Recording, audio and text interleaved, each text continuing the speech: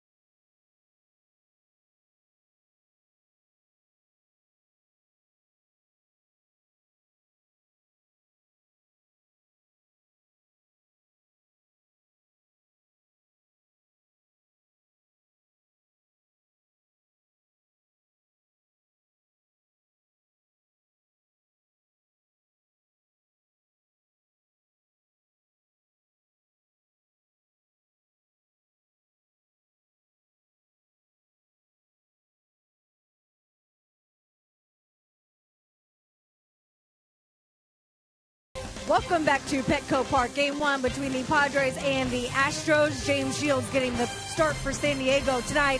And in all his years playing in the American League, he knows the Houston Astros pretty well. But he says he doesn't know this Houston Astros team very well. A completely revamped and improved 2015 roster. They're a lot better. They're more mature. They had a lot of young guys last year. And now they're more experienced. So you definitely got to be careful with them, and it's going to be a tough series. Interleague play begins tonight. The first series for the Padres outside of the National League. James Shields getting the start for the Padres. We will have first pitch coming up from Petco Park when we return on Fox Sports San Diego.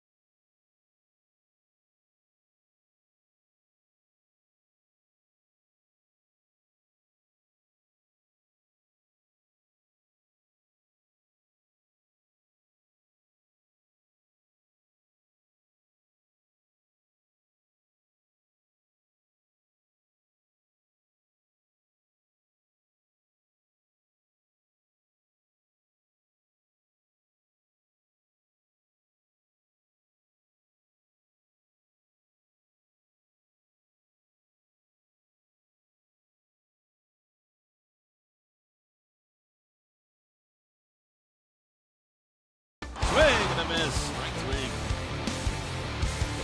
Got it. Striking out on 3 pitches. James Shields out on the mound tonight against the Houston Astros, and manager A.J. Hinch, formerly of the Padres front office. He filled out a lineup card to face his old team here tonight. And it looks like this. The Astros lineup brought to you by Hyundai. There you go. Jose Altuve right off the start. He has settled into that role as the leadoff hitter. You see a lot of guys there with a lot of power, but also some strikeouts available to James Shields in that Astro lineup. Could be a very productive evening for the K column for the veteran right-hander James Shields as he faces this Houston Astro team. Pretty good record for James in his career against these Astros. 2-1, 1.74. And the scouting report is the best is yet to come.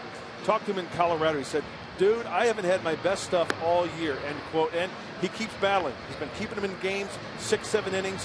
Hopefully he turns the corner tonight and has his best stuff here at Petco Park. Fifth start of the season for James Shields here tonight against this Astros team. Behind him, the Padres defense is brought to you by your San Diego County Ford dealers, and it's a pretty familiar group of defenders in back of the Padres starter here on this Monday night. In the outfield,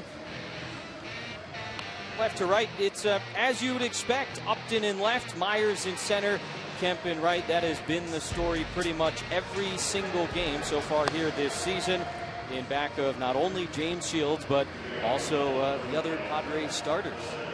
Jose Altuve getting ready to step in as the Astros have won 7 of their last 8 and 8 of their last 10. And speaking of the Padres, it was a nice victory beating the Dodgers in Game 3 of the series. Hopefully carryover for this new series against these Astros. It's still hard for me to realize. American League West, Houston Astros. Formerly of the National League Central. A.J. Hinch in his first year, the 18th manager in Astros history. Just 40 years old, getting his second crack at managing in the big leagues. 33-year-old James Shields, 2-0 so far as a Padre with a 3.24 ERA. And last year's American League batting champion takes ball one outside from Shields. We talk about his height all the time, and for good reason. You can tell just standing there in the batter's box, he is not sized like most big leaguers. List Jose Altuve at 5'6", probably a bit generous.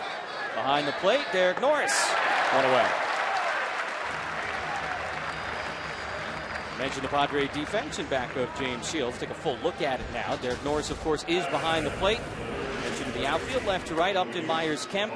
Middlebrooks and Emerista on the left side of the infield. Solarte and Alonso on the right side of the infield. Another start at second base for Yangervis Solarte. Buddy Black continuing to balance things.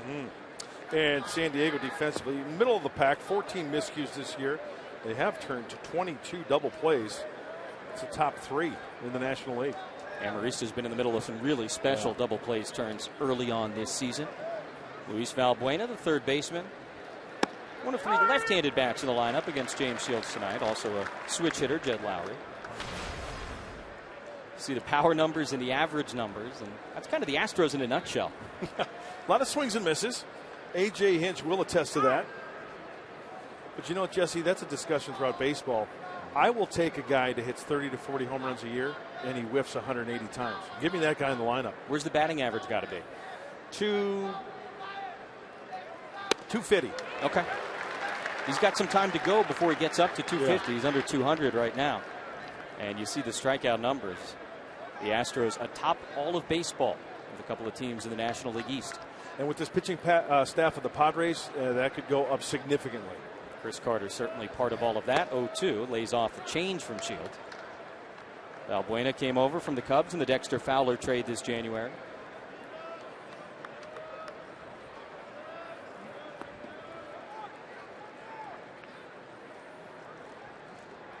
Shields had 5 strikeouts in his last start Wednesday in Colorado. 2-2. You might see a lot of soft stuff from James Shields. With a team that likes to hit the fastball, they like to hit home runs, swings and misses. Yeah, they're geared for it. So if they see fastball arm action from James Shields, they're going to be geared for the old number 1. James pulls the string, hence the swing and miss. 2-2, and another pop-up. Again in foul territory. The catcher Norris giving it a look. He'll get called off, and Middlebrooks makes the catch. So a couple of foul outs from the top 2 hitters in the Astro order. Both hitters, Altuve and Valbuena, working underneath those pitches. And what does that tell you? These guys like to elevate the ball, get underneath it, and try to send it a long way. 2 quick outs for Shields. George Springer with 2 outs and nobody aboard. Beautiful, clear, 73 degrees downtown San Diego. Springer, a really interesting rookie year last year. Hit 20 home runs for the Astros as the fastball misses.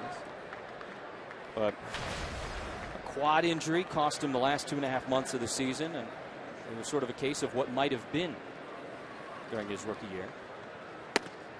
But still, 20 homers in that period of time, pretty impressive for the guy that was the 11th overall pick in the 2011 draft. You have to realize, prior to this year, only 295 at-bats at the big league level. That's learning on the job, right? OJT. On-the-job training. There you go. So the injury doesn't help matters. But this kid is quite a talent. Jed Lowry, veteran, waits on deck.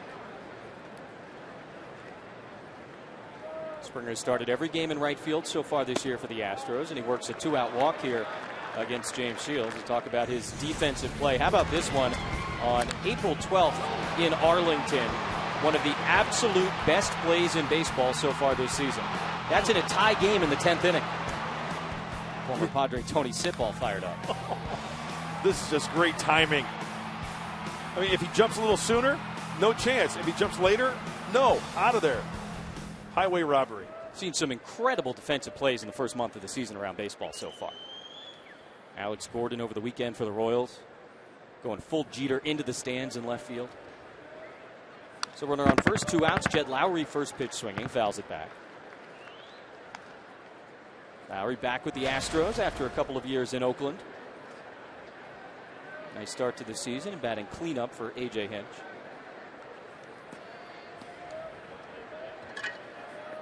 One notable absence in the Houston starting lineup tonight would be the power hitter Evan Gattis. Came over from the Braves this offseason. Had the game-winning hit for them yesterday as they swept the A's in Oakland. Been DHing a lot for the Astros. And A.J. Hinch said before the game today, we'll get him in left field at some point this series, just not tonight. Did you see that pitch that he squared up? Up over his head. Unbelievable. It was one of the most incredible things I've ever witnessed a hitter. Squaring up a pitch, literally, folks, it was at his eyes. 2-run double in extra innings. Got to keep an eye on Springer. He's already got 4 stolen bases this year. And also James Shields' quick move over to first base, one of the best from a right-hander. Quick with the feet, throws a dart over there. So you throw it right on the bag, you got a good chance of getting that runner. More pickoffs than any other active right-handed pitcher. Another good move. And they couldn't get the tag down. The throw beat him. And it looked like maybe Yonder Alonso just couldn't find George Springer. Jesse, if that throw is on the outside part of the bag, there's a chance that Springer is getting run up right there. Let's take a look. He just put his weight on his foot towards second base, going towards the outside part of the bag. That's where your runner wants to go back. It's the furthest stretch for the first baseman. Very close. Dave Roberts on the horn, being advised not to challenge that one with instant replay. There he goes. Norris has 8 caught stealings this year, and it'll stay at 8 for the moment as George Springer steals his 5th base of the season. Norris picked up number 8 over the weekend against the Dodgers. That's as many as he had all of last season. Not only did he pick up number 8, he picked that ball out of the dirt. So to make that quick of a throw, sure it was front of the bag to Amariste going to get it. Ooh, if Alexi stays on the runner there, looks like he loses contact with the bag. He would have been out. Runner in scoring position, 2 away for Jed Lowry. 3 for 16 in his career against Shields. Fouls it off, 2-2. Lowry with Oakland last season hit .249, 6 homers, 29 doubles. So far, so good in these situations. Like his manager, played at Stanford.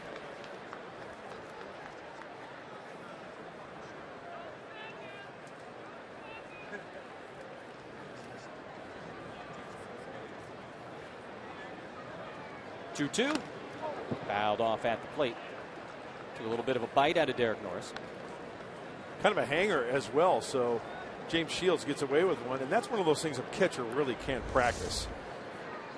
High curveball, and just in enough off the heel of the glove of Derek Norris. Springer with good speed at second. Change up. Ooh, fastball in. Got it. James Shields with his first strikeout of the night. And he works around the 2-out walk here in the top half of inning number 1. James Shields, a strikeout pitcher against a strikeout offense, will go to the bottom of the first.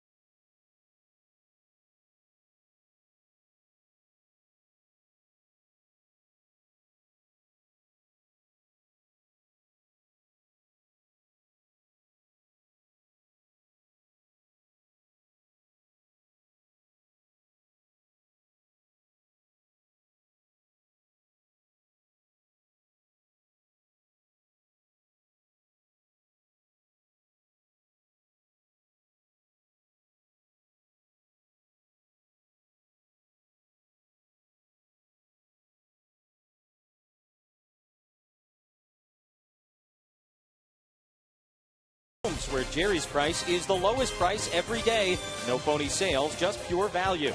By Petco, what we feed them matters. And by Kaiser Permanente. Thrive. Sunset over downtown San Diego. That's just a couple of blocks from Petco Park. Let's take a look at the Padres lineup tonight. Brought to you by Toyota. Will Myers once again leading off for Buddy Black. Solarte getting the start at second. Kemp and Upton in their familiar 3-4 spots. Alonso, Norris, Middlebrooks. Another start for Alexi Amarista. And James Shields against Colin McHugh, who has completely reinvented himself in the last year plus in Houston. Not bad for a guy who was claimed off the waiver wire December of 2013 from the Colorado Rockies. He relies on the fastball, curveball, cutter mix. He'll elevate that fastball late, try to make you go up the ladder for the strikeout. Former Met and Rocky misses inside. 1 ball and no strikes to Will Myers. Padres leadoff man enters the game tonight with more at-bats than anybody else in baseball. Padres have done a good job turning the order over, scoring all these runs. Gets the call on the inside corner from the home plate umpire, Paul Schreiber. 1-1. Mentioned Evan Gattis of the Astros earlier, like Will Myers. He goes no batting gloves. 1-1 is on the ground. Takes a funny hop off the mound. Altuve. What a play. Nicely done at second base by Jose Altuve. Ball skipped high in the air off the rubber with the mound. That'll be interesting to take a look at that one. Ball's off his foot. Off his heel, maybe? A lot of hang time. And a nice pick over there by Carter as well. Nice play, bare hand. His momentum going toward first base. Hey, no room to catch, curl hop, and fire. That's a nice all the way around play. Known certainly more for his offense than his defense, but it's very serviceable at second base. Solarte takes fastball outside from McHugh. Now Nevers making another start at second base tonight. 11th start of the year, 7th at second. Little topper, and McHugh tries to field this one with the bare hand. Picked up by Valbuena, and they got him.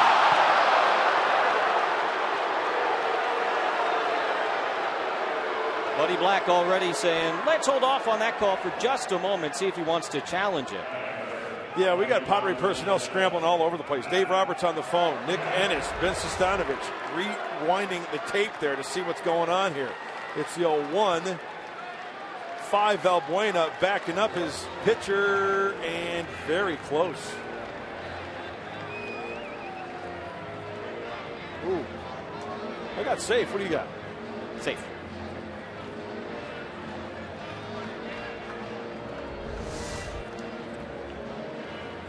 So it's when the ball hits the back of the mitt is what they're looking at in reference to when that foot hits the bag. Jim Reynolds, the crew chief, made the call over at first base. He and Paul Schreiber chatting with the folks in New York. So hold all tickets. Photo finish. This is one of the closer ones, I think, of the year.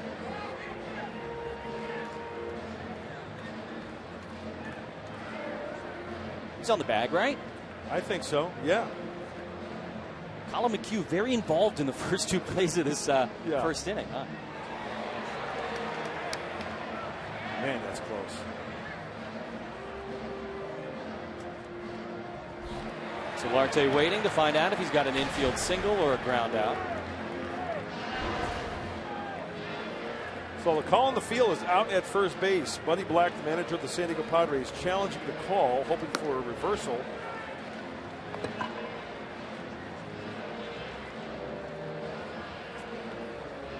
Or an overturn, I should say.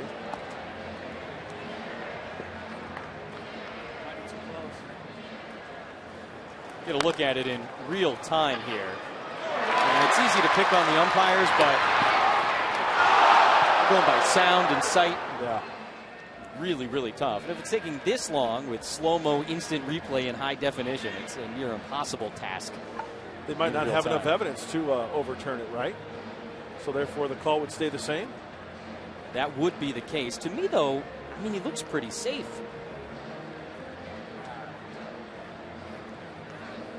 become sort of a fun sub-sport, right? Trying to predict replay challenges. Foot on the bag there. And the ball just entering his mitt. And like you said, until the ball is in the back of Carter's mitt, he doesn't have control of it. That is so close.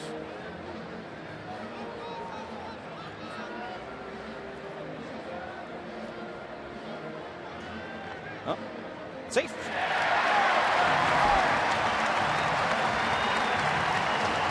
Ball's overturned as Yangervis Solarte comes up with an infield single. Buddy Black, another successful challenge and a one-out base runner for the Padres. A.J. Hinch looks on as Buddy Black keeps a challenge. That's new this year. If you win one, you keep it. If you win another one, you keep it, and so on and so forth. Matt Kemp, runner on first, one away.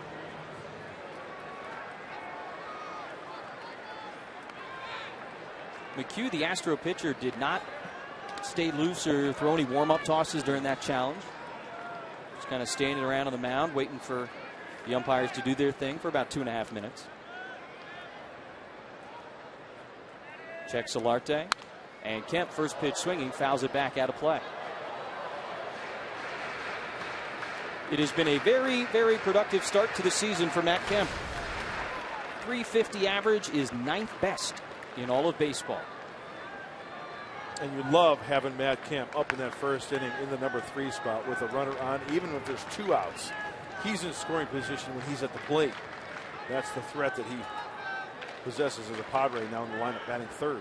Big threat on deck as well. Justin Upton, 0-2 now. As McHugh had him reaching for that one. Nice slider right there.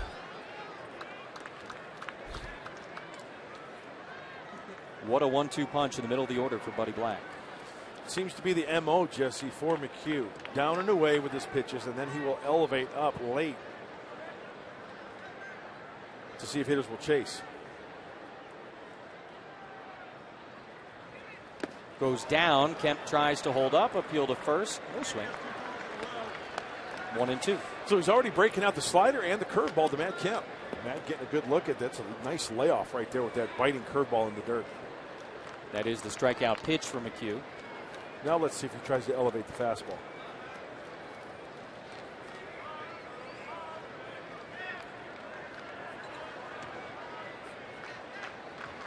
Solarte at first, yet to attempt to steal this season. We'll check on him anyway. Good to see Yangervis stay in the game yesterday and in the starting lineup tonight after looked like he hurt his hand or his wrist sliding into home plate in yesterday's game against the Dodgers.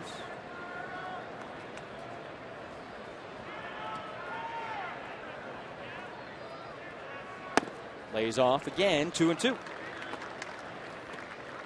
It's almost as if Matt Kemp recognized that pitch right out of the hand because he didn't even offer it that. Saw the ball quite well. Laid off that slider down and away.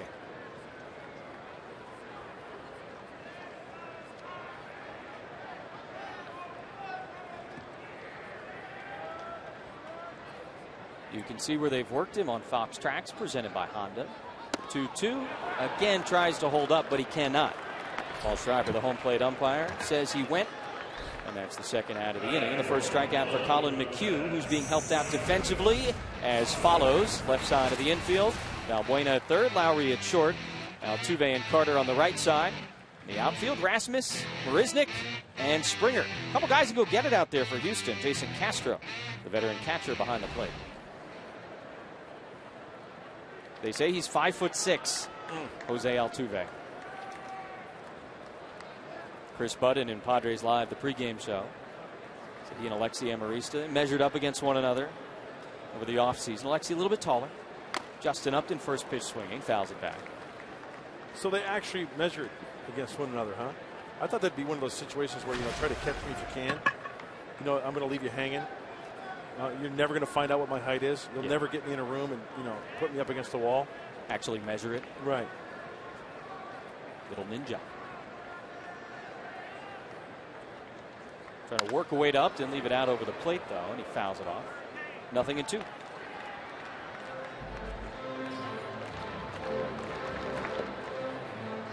Upton seems to be enjoying playing here at Petco Park. A .371 average this season at home. 4 of his 5 home runs have been hit right here, including 2 on Saturday night against the Dodgers. Who says you can't hit here at Petco Park, right? He's already done some things a lot of people didn't think could be done. He's that kind of hitter. 0-2, reaches for it, and a grounder to short. They'll go the easy way, and that's the 3rd out of the inning here in the bottom of the 1st. We've played 1, no score at Petco Park.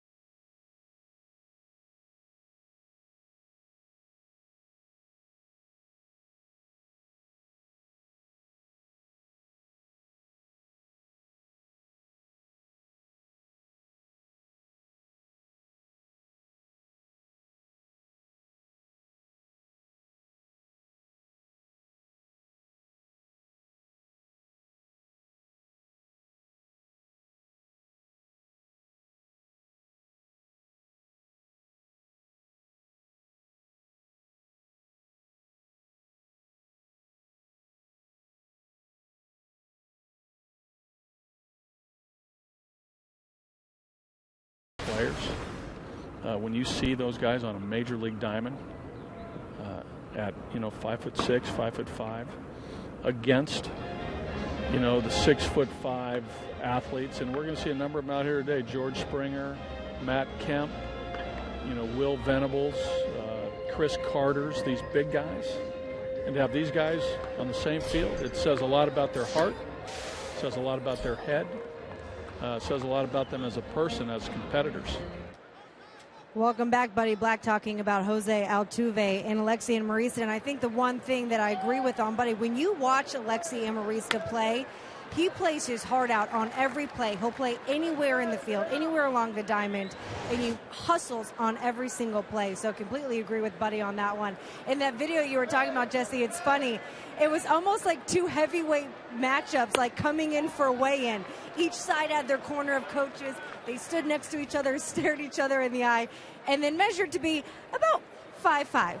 About 5'5". Yeah. We'll go with that. I tweeted it out if you want to go take a look at it. So the key word, guys, is about. Yes. That is the key word. All right. Well, it's nothing new in sports. Thank you, Chris. You get those official rosters, right? And it says a guy, maybe in basketball is like 7'3", but he might not really be 7'3". Right. Same thing happens in baseball sometimes. So I should put like 235 in my weight rather than 265? Colby Rasmus, a 3-1. And in the air, foul down the left field line, out of play. Hey, first pitch this at bat for Shields to Rasmus. What was it? He pulled the string fastball. That tells you a lot about James Shields and his confidence, especially with that left-handed hitter way out in front of it. Now the count is full. Shields struck out Jed Lowry to end the top half of inning number 1. And now he strikes out Colby Rasmus with a changeup for the first out of inning number 2.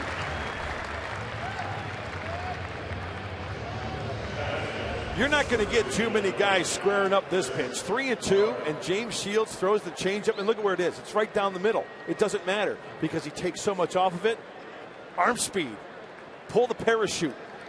Rasmus way out in front of it for the swing and a miss. More power at the plate. Chris Carter playing first base tonight. Big right-handed slugger takes a big rip. Comes up empty. 0-1. Guy hit 37 home runs last year, tied with Giancarlo Stanton for second in all of baseball. Behind the 40, the Nelson Cruz has hit. Off to a slow start here in 2015.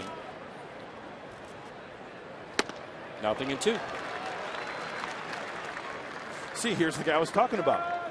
Give me 37 home runs. He punched out 182 times. I'll take that. 5th most in MLB last season for Chris Carter. He had 227. Lays off that one. I agree with you, by the way, and I don't even need 250 for a guy like that. I'll take 220. You get into that dangerous territory, though, when you go south of 220. Sure. And you're seeing some guys like that. And you know what? When you think of on-base percentage, he had a 308 on-base percentage. Takes that one just a little bit inside, 2-2. So you want to be 330, right? But hey, for a kid like this, above 300, I'll take that. 220, huh? 221, 221, whatever, 20, whatever it takes. 220 something. Saw the pitch was inside there. 2-2. That one's not. 3 straight strikeouts for James Shields. 2 away here in the second. 4-seam fastball, and it locks up Carter. After going away, away, away. That one has a little tail to it as well, 4-seam. Good start for James Shields. A couple of punch outs here in the second to get it going. Jake Marisnick, good athlete, center fielder for the Astros. Leads the team in hitting. Hit a 2-run homer in the 4th inning yesterday as the Astros swept the Oakland Athletics. Takes a fastball, strike one. This reclamation project for Houston didn't begin this year. Took a nice step forward last season. 19 more wins in 2014 than they had in 2013. Looking even better as Shields misses with the breaking ball, 1-1. Yeah, 70 wins last year, 92 losses for the Astros. And quite frankly, I think their Astros got themselves a good manager in A.J. Hinch. I think it's the perfect storm for this ball club. First place in the AL West right now and playing very well against divisional opponents. 10-5 against their division here early on. And with all the games you play in division, the way the schedule is set up, it's absolutely huge. And I think A.J. Hinch, as you take a look at him right there, Trey Hillman to the right, his bench coach, on the field is where A.J. Hinch belongs. And you can tell that when you talk to him now. 1-2. Fouled away. Another fastball from Shields.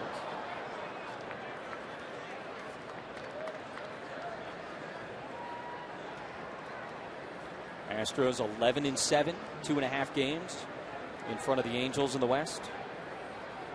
Off to their best start since 2006. They stripped the thing all the way down, and now they're trying to build it back up. 1-2 to Marisnick. Got it. James Shields strikes out the side as Derek Norris tags him for the final official out of the inning. Up first, Colby Rasmus. Carter looking. And Marisnick swinging. 4 strikeouts for James Shields, including 3 here in the second.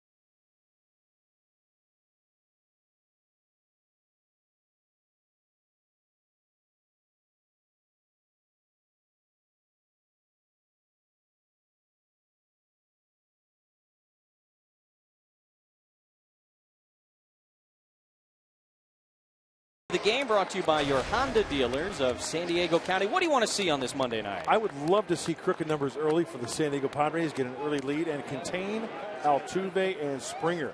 You keep those two guys off the bases. You've got Valbuena in between, but then you've got Lowry and Rasmus. Wait, that James Shield is pitching right now. He's doing a fine job of that second key tonight. 4 strikeouts for James Shields in 2 innings as Colin McHugh goes back to work. Yonder Alonso leads the Padres with a .354 batting average here early in 2015. Healthy numbers for Yonder Alonso, who is healthy, and it's making a big difference. Tops that one foul, 0-2. 28-year-old in his 4th season with the Padres. Remember, this guy was the 7th overall pick in the 2008 draft.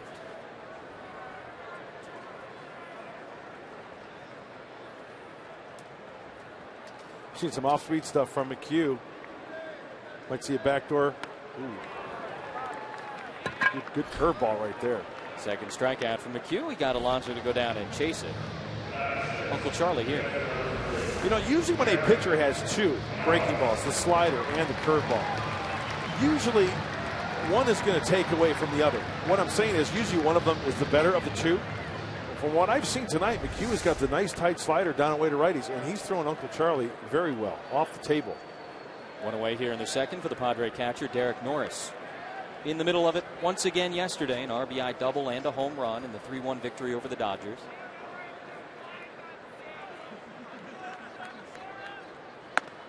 Takes it high and tight. He's only going to top out about 91-ish, 90 McHugh is. He's going to rely on location, movement, and that breaking ball that we've seen early on.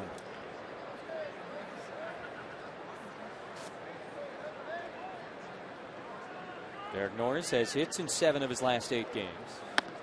Takes a strike, 1-1.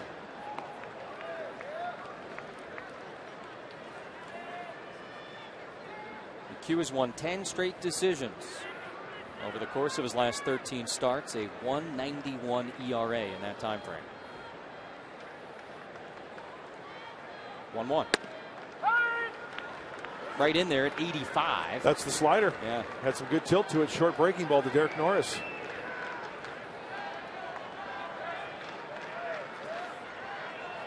Q getting ahead of hitters. Struck out Alonso to start the second. And now 1-2 coming to Derek Norris, who asked for time.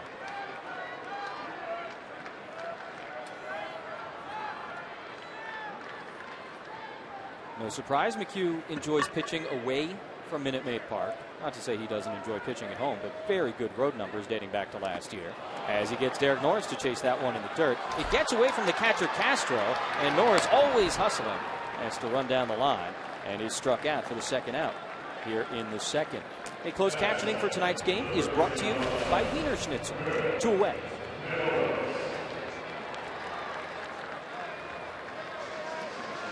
Similar approach there from Colin McHugh. Those 2 strikeouts, Alonso and Norris. Yeah, going with the breaker late, huh, for the strikeout. Sure, the Padre hitters will put that in the back of their mind. See what happens second time around. Will Middlebrooks has been in the middle of it quite a bit for the Padres this year. Takes a fastball high outside. 1 ball and no strikes to the Padre third baseman. 3 homers, 3 doubles. Playing a really good hot corner, too. 1-1. Oof. He's thrown a couple of sliders right down the heart of the plate. See that one right there? Will Middlebrooks kind of stood him up a little bit, even though it was down the heart of the plate. Fastball hits the edge. And like he did with Alonso and Norris, ahead of Will Middlebrooks, a ball and 2 strikes. Okay, now does Will have the hammer in the back of his mind? And if thinking that, will he try to freeze him with a fastball?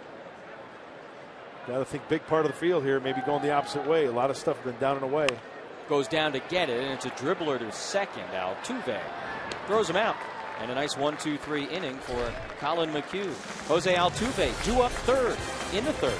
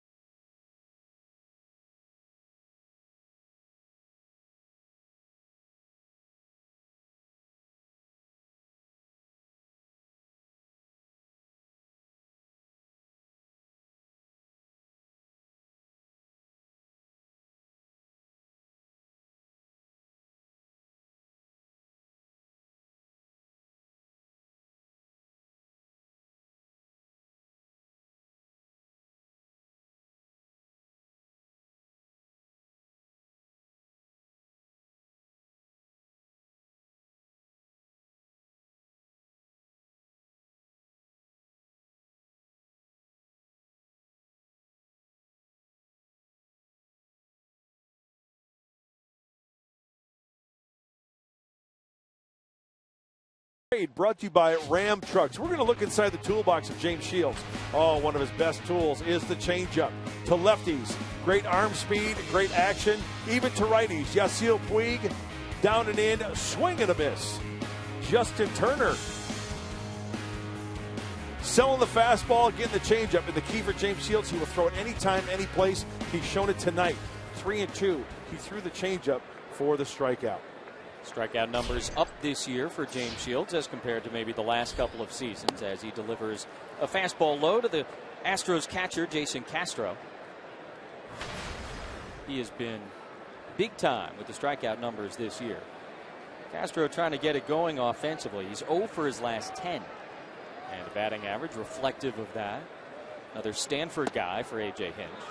Able to lay off that one, 2-0. Oh, and I'm sure with each at-bat, the offer grows and the grip gets a little tighter maybe. And this game can get to you very, very quickly. It can humble you in a heartbeat. A tough guy to break an offer against a guy like James Shields. Yeah, it's not going to get any easier the next couple of days either. Tyson Ross, Andrew Kashner scheduled to pitch in this series. There's Cash going over things with Dave Roberts. Tyson tomorrow. Topper foul, 2-2. Another strikeout opportunity for James Shields, who's already got 4 in the first couple innings.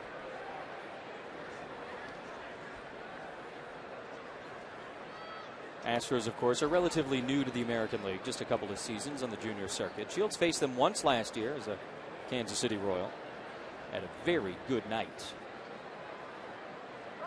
Castro asks for time. 7:49.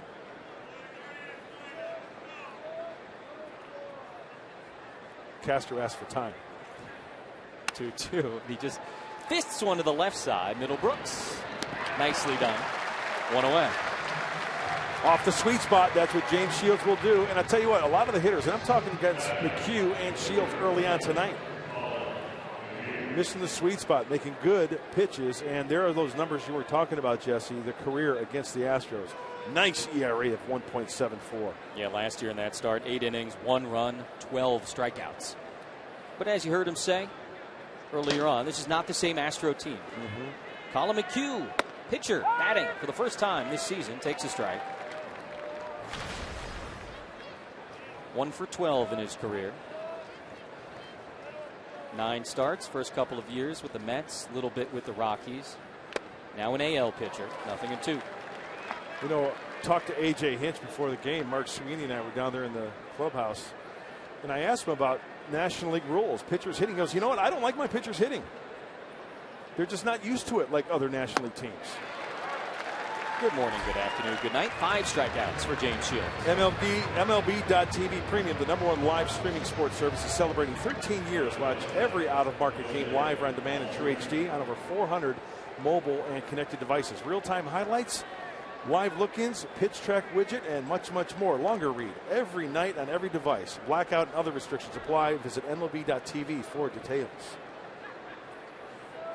You're watching somewhere other than San Diego on your MLB TV and you see that? I've got the app and it's great. You wish you were here. Jose Altuve 0 for 1 and acts through for a base hit. Right in that 5.5 hole between Middlebrooks and Amarista. Wasted no time jumping on the offering from Shields. And that's the first hit of the night for the Astros. You know, the amazing thing about Jose Altuve, last year's batting champion, you know, just because the pitch is inside doesn't mean he's going to pull it. Just because it's away doesn't mean he's going to go the other way. He can get on top of high pitches. He can drive low pitches. He's a threat at the plate. He's a threat on the bases. Hits big in big situations. 26th hit of the season already. Came into tonight tied for 5th in the American League. Here's Valbuena, also 0 for 1 with a foul out. Altuve stole 56 bases last year and leads the American League with 7 so far this season. Inside, ball 1. Fun little chess match between Shields and Altuve here. See if he holds long and then kind of goes over to first base, because base stealing threats they'll get a little antsy over there at first base. And we know the great move by James Shields. Nearly had Springer picked off in the first, just missed him. Not that big of a lead for Altuve.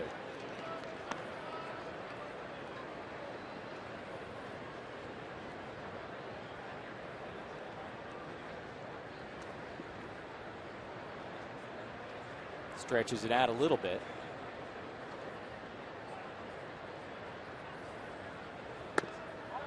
Just misses. 2-0. Okay, to give you an idea about what's going on,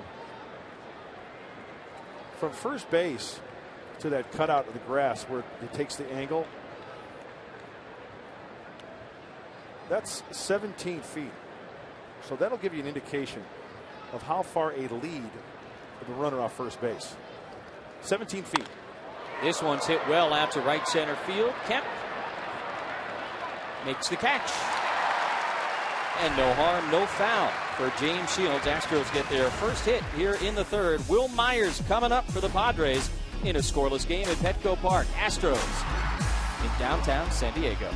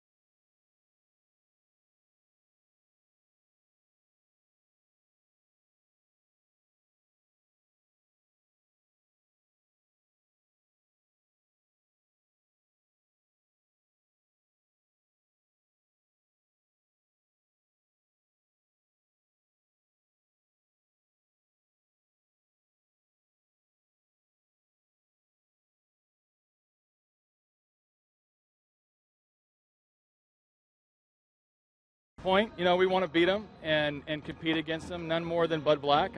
We have a nice camaraderie against each other, but I'm proud of our guys. We're bringing a good team in here. We've played well so far. I love being on the field, but I'm really lucky to have played a role here in San Diego. My time here made me better and more prepared for this job. Astros manager A.J. Hinch on coming back to San Diego. His role here is actually what reminded him of why he wanted to get back to being a manager. You know, he was with the Diamondbacks for a couple seasons ago, but he said he got to work with the catchers here, and in doing that and working with Nick Hundley, Rene Rivera, and Yasmani Grandal, reminded him he missed the teaching, he missed the competitiveness of it. He also says he misses that San Diego weather, and his players have all joked with him, why did you ever leave this place? Yeah, a little different in Houston, a little more humid. Yeah. Yeah. Thank you, Chris. Good job, Chris. Nice report there on AJ. And like I said earlier, he belongs on the field. You can tell that when you talk to him. Smart guy, very good communicator, wants to be on the same page. And you know what? He even said it. I learned so much being in the Padre organization from my first time managing till now. He feels he's better, well-rounded as a manager now. Lexi Amarista takes strike 2 on the outside corner. Hit his first home run of 2015 yesterday against L.A.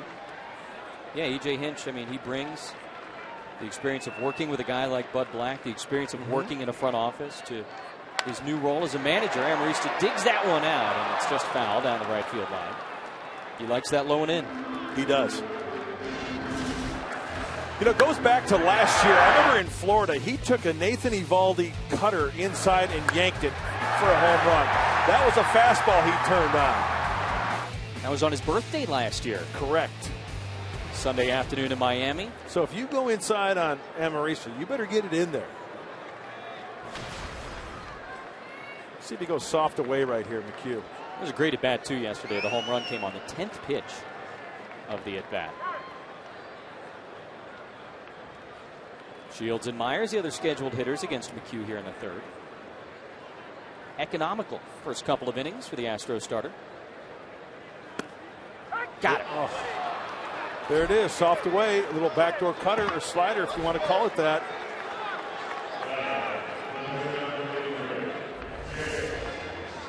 Slider off the plate, he gets the call.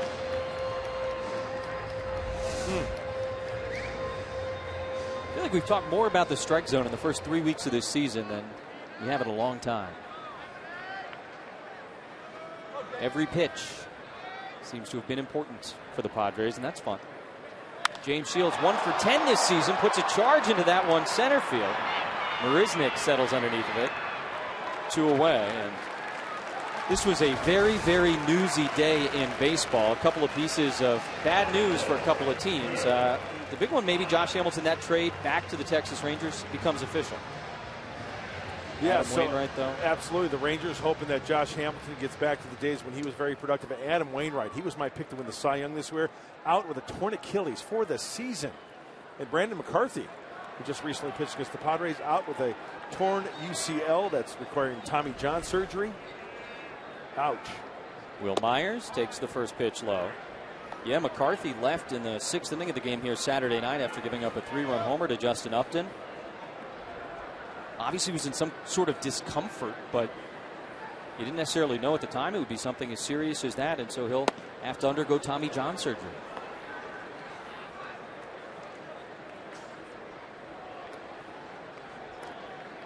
A couple of quick outs for McHugh here in the 3rd.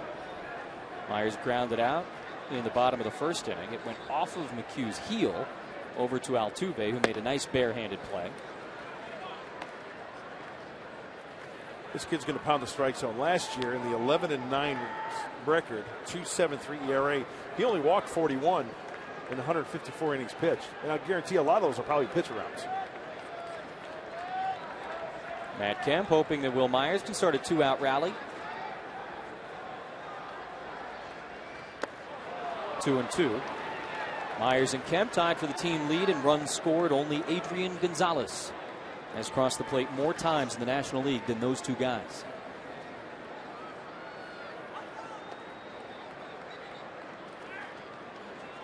Looks like even Buddy's trying to figure out McHugh. And I'm sure Buddy's thinking, yeah, he's got some good breaking stuff. He can locate. Look at everything down on the Honda Fox tracks. Down, down, down. Goes away this time, and Myers spoils it.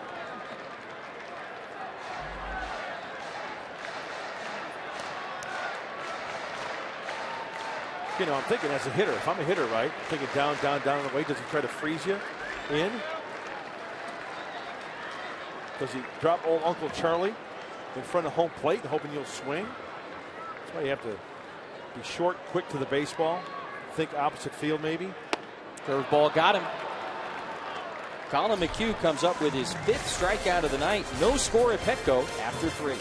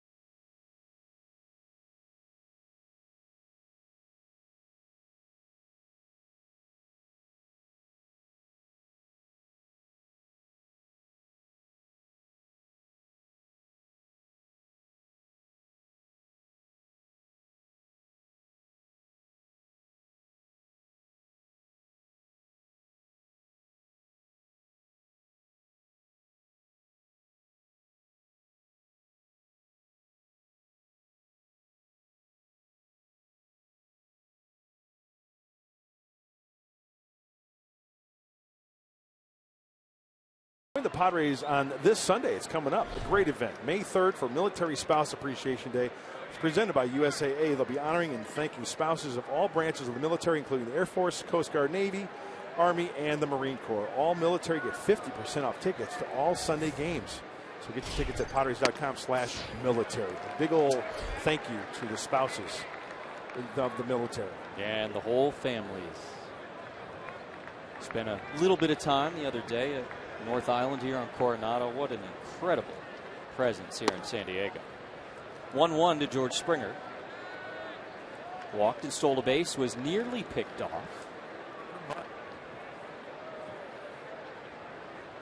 Shields and McHugh both sharp here. Through 3 innings, each starter has 5 strikeouts.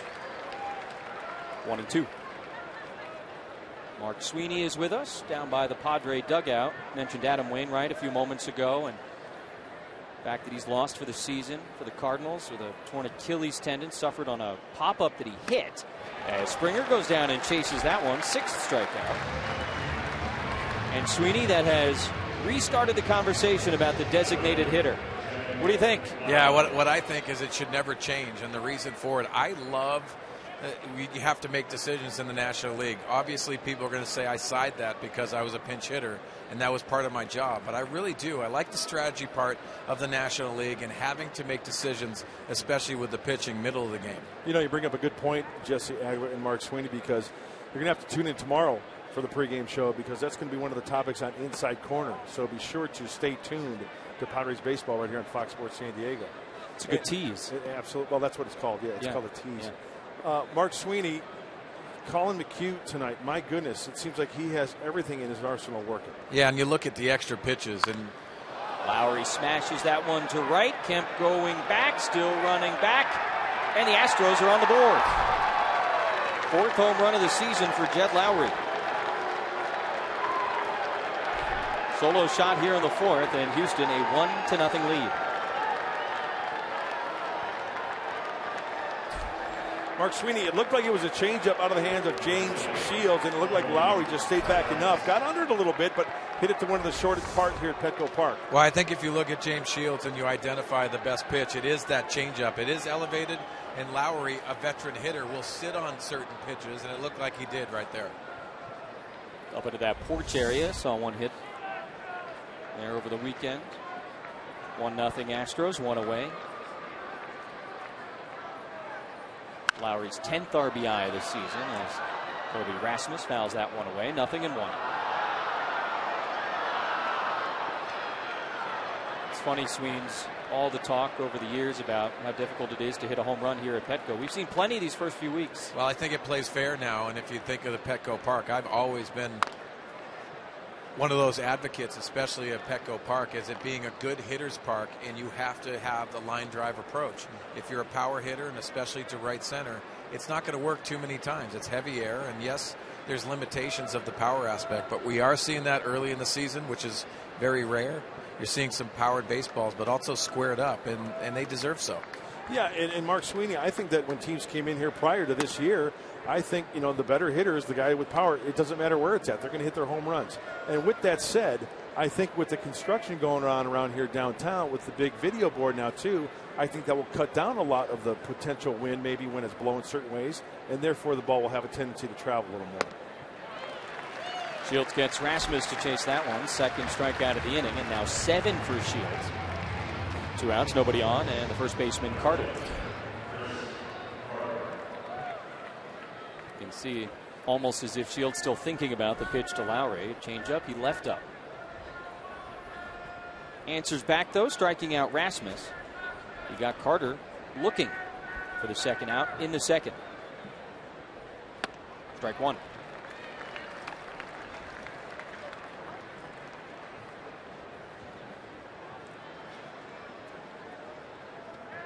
Shields has had at least 5 strikeouts in every start he's made as a Padre.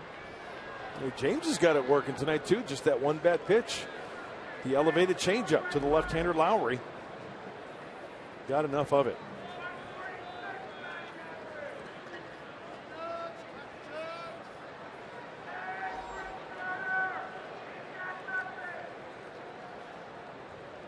Gets the sign from Norris. And the 0-2 to Carter is a fastball way outside.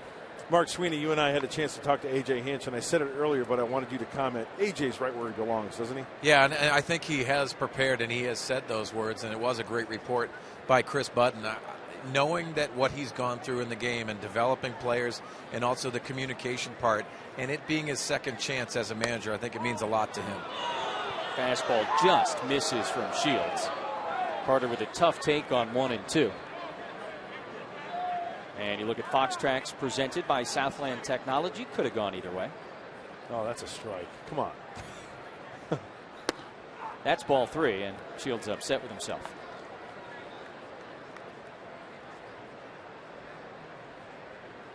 Shields was ahead of Carter, 0-2. Now full count coming to the Astro first baseman.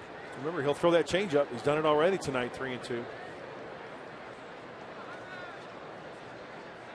Looks like a short breaking ball here. Payoff pitch, got him.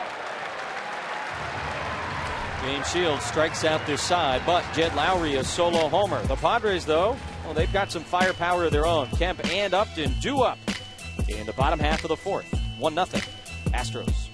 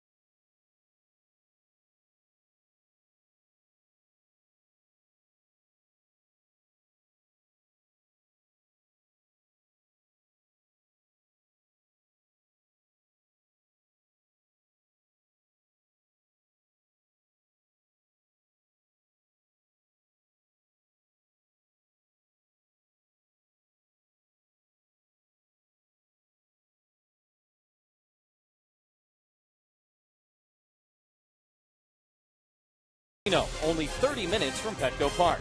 By Jack in the Box. Head to Jack in the Box for Jack's Blazing Chicken Sandwich. And by Jerome's, proud sponsor of the best seats in the house. Astros with a 1-0 lead here at Petco Park. As we go to the bottom of the 4th inning, Solarte, Kemp, and Upton coming up. After Jed Lowry's homer off of James Shields into that Petco porch in right field has given Houston an early lead. Shields, though, 8 strikeouts through 4 innings. He's got to work it. And, at this level, you make one mistake, a big league hitter can do some damage. Lowry did that. Let's see if the Padres can counter this inning. First pitch to Yangervis Solarte's outside from McHugh. 1-0. You have to score 1 to win anyway, right? Generally. I believe that's how the math works. Solarte has the only hit of the night for the Padres. It was an infield single back in the 1st inning. Buddy Black won a challenge to get Solarte safe at first. So, Mark Sweeney, the second time around for these Padre hitters, different approach. What's the mindset? Yeah, different approach, and also trying to devise that plan, whether you stay with it or try to gain more information for the Padre hitters. Mark, with all the velocity in the game, and you know this, Jesse, too, the velocity that you see from the starters and also relievers, this is one of those uncomfortable pitchers that throw the 91 miles an hour fastball, but also change speeds a lot. Makes it very difficult. I think these are the type of pitchers that frustrate this Padre lineup. First 3-ball count of the night for McHugh. 73 on the curveball from McHugh. Not quite Despaigne territory. Right. Solarte's worked himself into a hitter's count. Takes a big hack, but pretty much right at Altuve. 1 away. Kemp and Upton now with one away, and both of these guys, Mark, pretty good numbers in their careers against most teams, to be fair, but certainly against the Astros. Yeah, 8 home runs, 7 home runs, almost identical in that category. They're driving in runs, close to 20 exactly for Upton in the slugging percentage. Wow, almost a carbon copy. A nice 1-2 punch. They need to get it going right here in this inning. Kemp at the plate, Upton on deck. 1 out. Bottom of the 4th inning and a 1-0 Astro lead.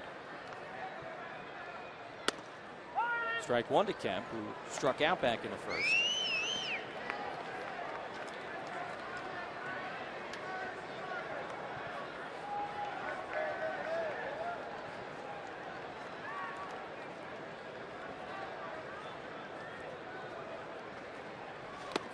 One and one.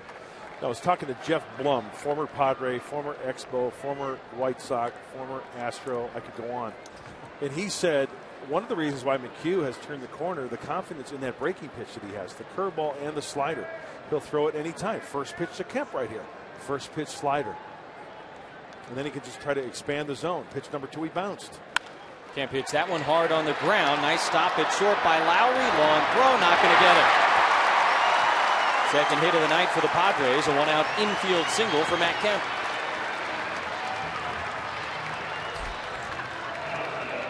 Second time around for Matt Kemp. He struck out the first time, and the first pitch from McHugh, first pitch slider down the middle. Now he tries to expand the zone, bounces the curveball. Here's where Matt Kemp, McHugh wanted it inside. He left it over the plate. Could have been much more damage there, but great hustle. This Houston Astros team, they can catch the ball. Nice play by Lowry getting to that ball and throwing. Yeah, he went a long way. He sure did. So 1-out base runner for Justin Upton. Kemp swiped a bag over the weekend against the Dodgers. 4 steals on the season. 3 of them coming against L.A. Fastball away right here. Upton takes it. Strike 1. And a little cutter. And Jesse, to your point, having Matt Kemp steal those bases, it's going to afford Justin Upton to get a little more fastballs in opportunities like this.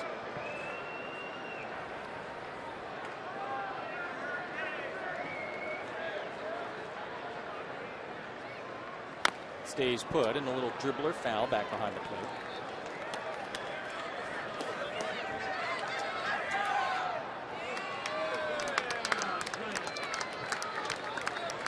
The view from the beach. The knothole gang, if you want to call it that. Chain link gang? Yeah, there you go. Behind the plate, Castro has thrown out 2 of 7 would-be base stealers this season. Kemp stays 0-2. Upton pops it up at first. Easy for Carter. In foul territory, 2 away. Well, now that brings up Yonder Alonso. We talked about him and his numbers that he's been put up in a totally revamped lineup, giving him opportunities, RBI opportunities. Maybe pitchers are pitching him a little bit differently, getting good pitches to hit with those runners on base or in scoring position. Now, when you look at the highest April average, this is since 2000, folks. 15 years. 15 years. Alonso and Kemp right up there with Eric Owen and Phil Nevin. Ooh, Phil at 358. Some good company right there. Doing some damage.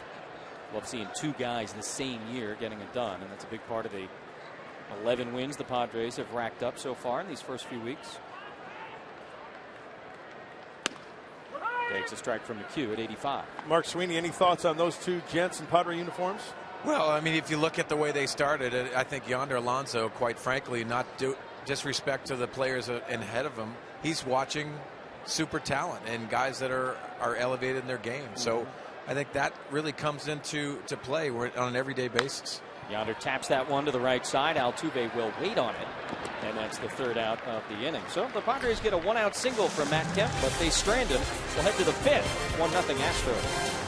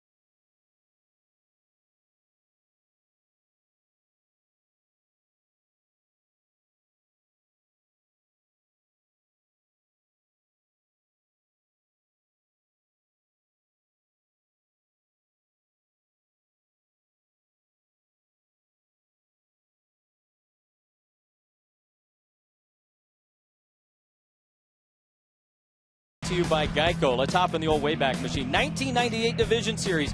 First game, 8th inning. Greg Vaughn off of Randy Johnson at the Astrodome, giving the Padres a 2-0 lead. That would be an important insurance run.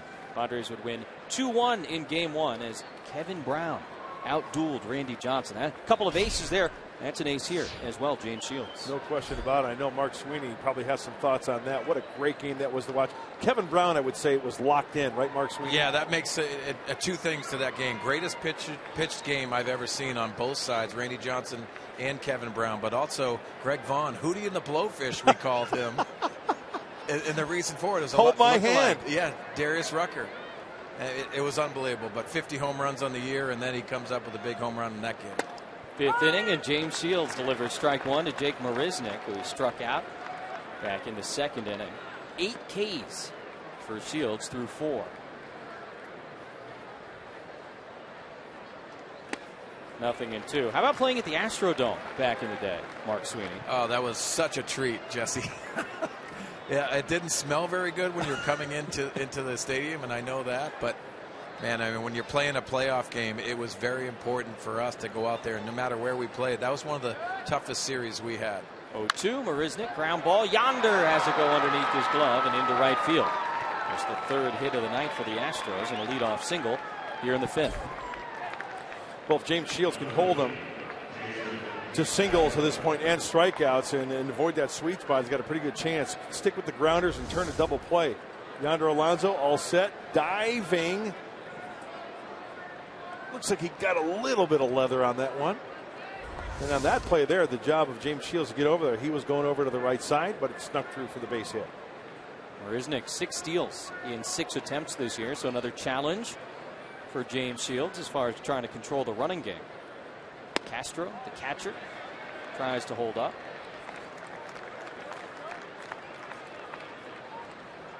Called it a strike. 0-1.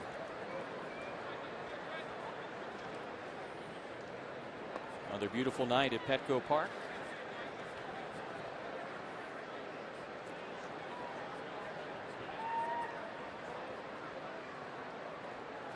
Castro in the air, left field. Justin Upton. One away as Marisnick hustles back to the bag at first. Nice throw, comes back into Solarte, 1 away. Hey, you talk about the ball traveling well. Did you see that swing and where it ended up? Mark Sweeney, we were talking about that earlier. This is a breaking ball. He is way out in front of it, and it travels to the warning track. Yeah, and you know what, Mark? You hear the sound, and especially down here, and it sounded really good. I was wondering how far that was going to travel. But if you take a look at the swing, he is out front, but he squares it up on the barrel of the bat, and it takes off. And yes, it's traveling, but again, playing fair. This stadium does play fair. That's not a squared up ball, and it's an out. Obvious bunting situation for McHugh with a runner on first and 1 out. And Shields fastball a little bit outside, 1-0. As I mentioned earlier, Mark Sweeney and I were in A.J. Hinch's office before the game, and A.J. said he doesn't like his pitchers hitting, and he's almost hoping and praying that they get in this situation where they have to bunt rather than take a swing. You almost wonder how much batting practice they've been involved in over the course of the first few weeks of the season. The Astro pitchers, this is their first interleague series. Jesse, it's pretty interesting that you bring that up because they have mapped up their pitching chances, and they knew the 3 they were going to pitch here, and they ended up hitting. They hit once a series. That's what he liked to say. He didn't want them to overhit. Marisnick goes. Norris's throw down to second base. Oh, and it's out of Amarista's glove. Looked like they would have had him, but a hard tag on the backside of Marisnick, and the ball bounces away from Alexi. 7th stolen base of the season. So putting the runner in motion, McHugh pulls back in the glove on the rear end, and it comes out. A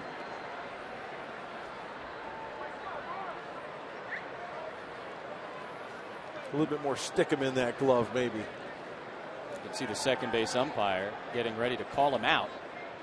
And then the ball out of the mitt. So a runner in scoring position for the pitcher McHugh, who's swinging away. Fouls it back, 2-2. Nice throw by Derek Norris. If you're scoring at home, by the way,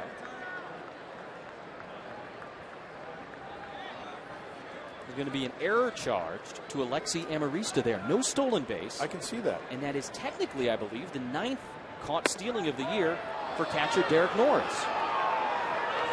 That one just misses. 3-2. Pretty good pitch right there. Down and away, right at the knees. Oh, wow. Pitch number 5, you betcha. Right on the corner. Now full count to the pitcher. Got it. 9th strikeout of the night for James Shields. That ties his season best. Take another look at the stolen base attempt by Jake Marisnick. You know, guys, if you take a look, and Alexi Amarista does a lot of great things, but the shortstops and the middle infielders have to leave the tag on. You see in Alexi Amarista swipe tag, the ball comes out of his glove. But you want to keep that tag applied, because in case they come off the bag, you're seeing a lot of those plays being challenged in the game. So an error on Amarista, and 2 outs now for Altuve. Strike 1.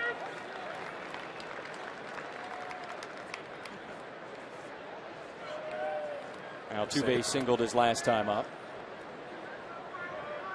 26th hit of the season already. Just 3 hits tonight, allowed by James Shields as he bounces that one. 1-1. You know, the thing about Altuve that's impressive as well, not all those hits last year in the 341 average, but 39 infield hits. You know, when everybody's playing back and respecting the power, the gaps, right? He'll get an infield hit and prolong the inning, turn it over to the next guy. Well, anytime you see a guy get over 200, 210, 215 in the hit department, usually speed is going to be a part of it. Ichiro, all those great hit seasons, a lot of infield singles. 225 knocks, that's a lot of hits. Astros franchise record shattered Craig Biggio's record. He'll go into the Hall of Fame this summer. Best he ever had was 210 back in 1998. 1-1 to Altuve, fouled off at the plate. So James Shields 1 strike away from getting out of it here in the 5th. Run on 3 hits for the Astros. Padres no runs on 2 hits. James Shields and Colin McHugh battling at Petco. I got a little Marcus Giles in Jose Altuve. Marcus Giles played second base for the Padres back in the day. 1-2, just gets a piece.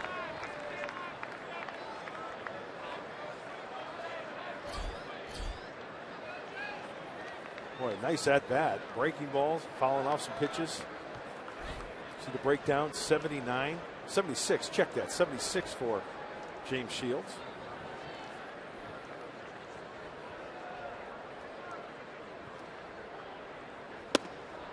Just missing again off that outside corner. He is just not getting that outside corner. That is a legitimate strike. That's exactly where you want to get it. Look at Altuve. You're the pitcher. You're looking in at the catcher. 167 down and away. That's where he's trying to hit. And that's exactly where James Shields just hit, but he did not get the call. 2-2. Fouled away again as Altuve making Shields work.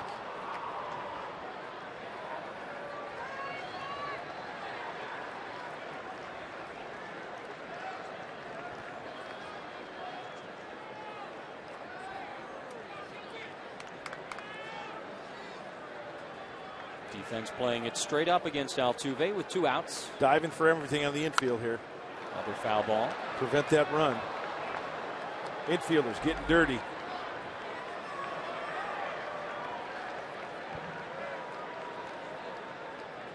Altuve battling here. As a pitcher, you know, when things are going like this, you're not getting a call. I think you have to, stick to your strengths.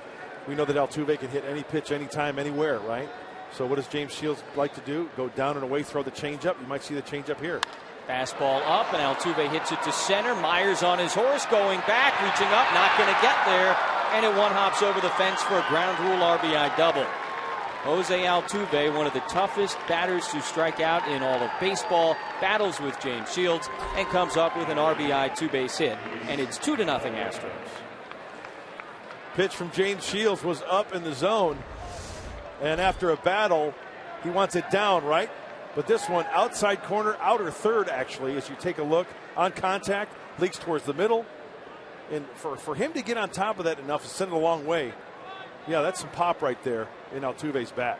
Not totally different than what Evan Gattis did in the later stretches of their game yesterday in Oakland, as Shields misses to Valbuena 1-0. It's funny, Shields not getting a couple calls there against Altuve. He has more strikes outside of the zone called on him than pretty much anybody in baseball, because it's hard to sort of see his strike zone as compared to the average sized major leaguer.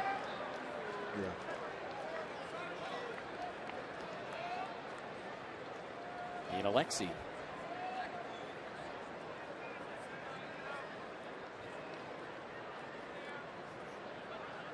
Valbuena fouls that one off the back of something from Derek Norris. Maybe the ankle for the Padre catcher. Change up inside. Oh, right off the toe. Oh, looks like it hit right underneath that guard on the toe.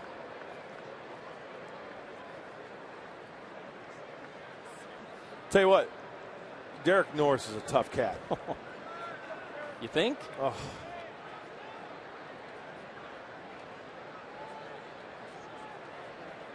That's like taking a hammer and just pounding your toe with it. That's what that feels like.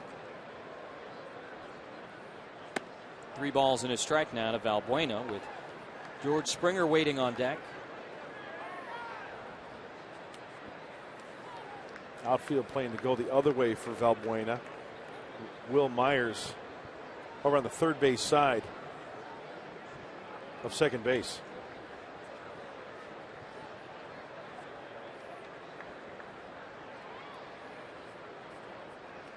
Altuve with very good speed at second.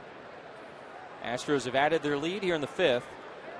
Ground rule double from Altuve to bring Marisnick home. They got on the board last inning. Jed Lowry, a solo homer. 4th of the season for the Houston shortstop.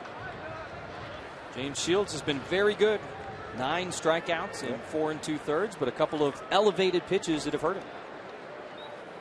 Derek Norris out to have a chat with him just so they're on the same page with that runner on second.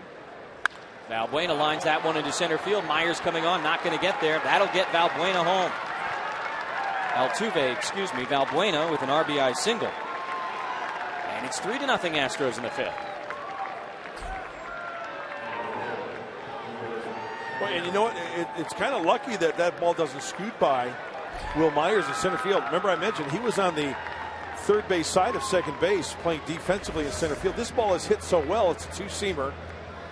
Outer third, thigh high, and Will, look at where Will is. He's got to go all over this way to get that ball, and it's lucky he doesn't scoot by it.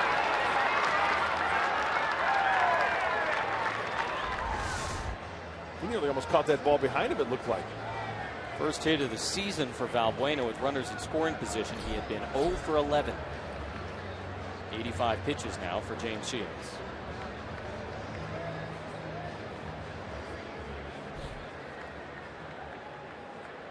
Runner on first, 2 away. Springer 0 for 1 with a walk and a strikeout.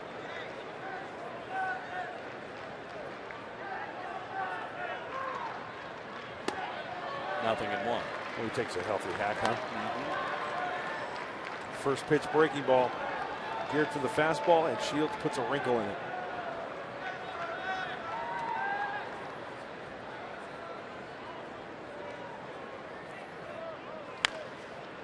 Outside of third as he fouls off the changeup. Nothing in 2 as Shields started him off with back-to-back off-speed pitches. Valbuena an RBI single. Springer in the hole, 0-2.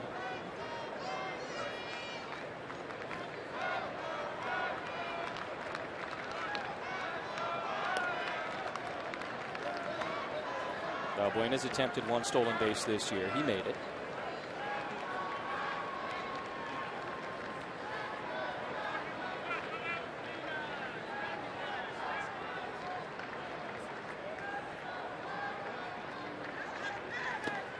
In the dirt, ball 1.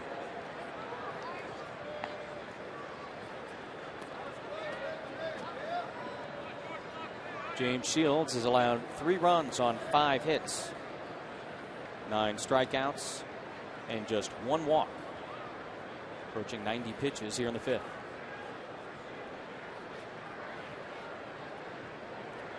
One, 2. Springer holds up. 2 balls and 2 strikes. That was Shields' 28th pitch here in the 5th. I want to know how you lay off that nasty pitch, even though it's taking a ball. I mean, that's a tough pitch to lay off.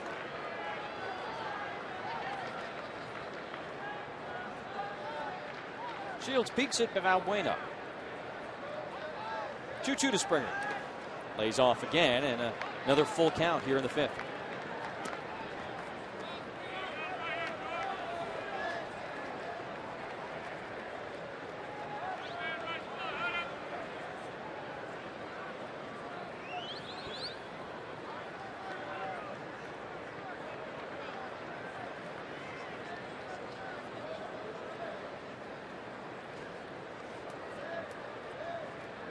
Shields had Springer 0-2. Now a full count coming. Valbuena will get a head start over at first. The payoff pitch is tipped at the plate, held by Norris. And that's strikeout number 10 tonight for James Shields. The Astros, though, touch him up for a couple more. They've got a 3-0 lead.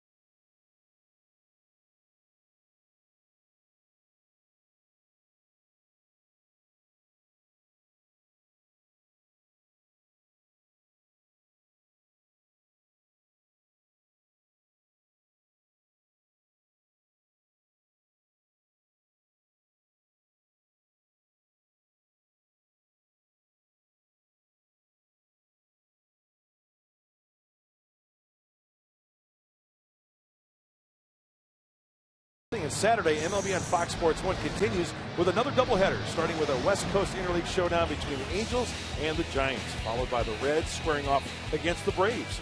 Coverage begins at 12:30 p.m. on your home for baseball every Saturday, Fox Sports 1, and streaming live on Fox Sports Go.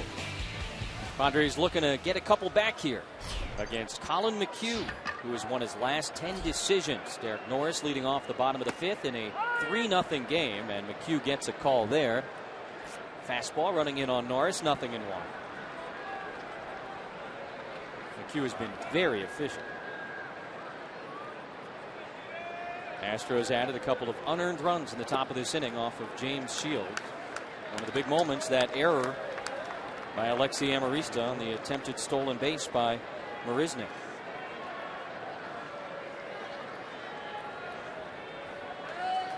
Middlebrooks and Amarista to follow Norris.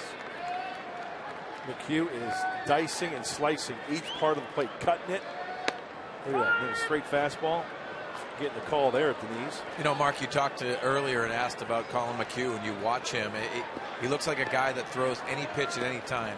He added that curveball along with the slider, but it looks like he will throw any pitch at any time and change speeds. Very, very deceptive from down here. Yeah, and he works very quickly. Seems like he's got a great plan out there. And you know what? Quite frankly, working along with Castro, those guys seem to be on the same page, and that works to a pitcher's advantage as well. Always nice when those guys are in sync. Norris holds off there, 2-2. A waiver claim by the Astros in December of 2013. His Houston pitching staff so far in 2015 has been outstanding. He's been a big reason why. 2-2. Norris goes up after that high fastball and fouls it away. Nice fat pitch over the middle of the plate. And a nice grab by that gentleman.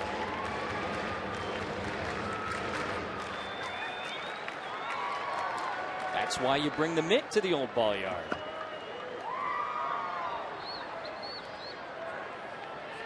Two-two.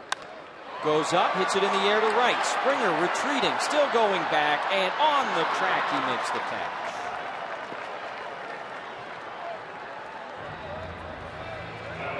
Good charge off the bat of Derek Norris, but Springer able to track it down. One away.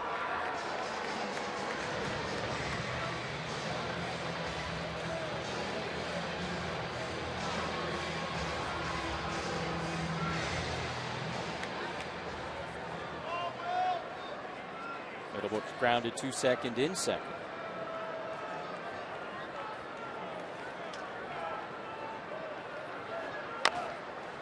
Little topper. It'll stay foul. Saw James Shields on the bench sitting with Buddy Black. He's got his batting helmet. One man needs to reach for him to get aboard. We're up to the plate here on the fifth. Yeah, there's action in the Padres bullpen. If it gets to the pitcher spot, that means the Padres are going to have some action going. And they'll probably pinch hit as Brandon Maurer out heating up. Looked really good as of late. Yeah, he's thrown the ball well the last 3-4 times out. 0-1 to Middlebrooks, way outside.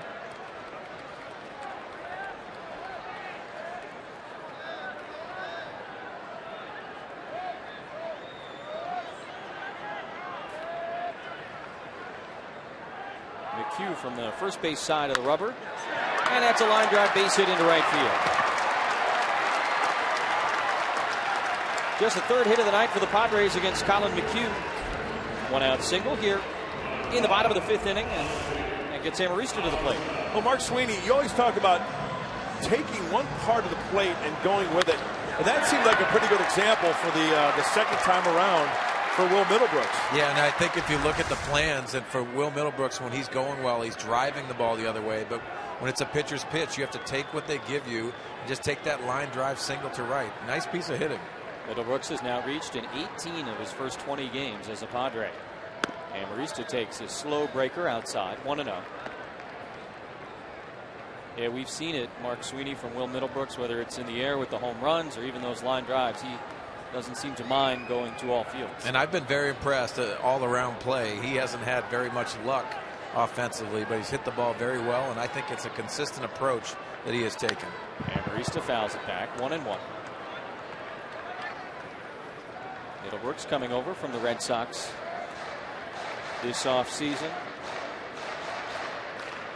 Will Venable, a potential pinch hitter from the left side against McHugh. Shields is out on the on-deck circle. Getting a quick word from Buddy Black.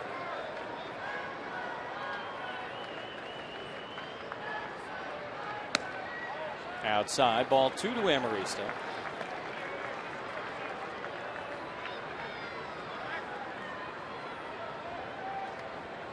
Altuve on the right, Amarista on the left, both officially 5'6".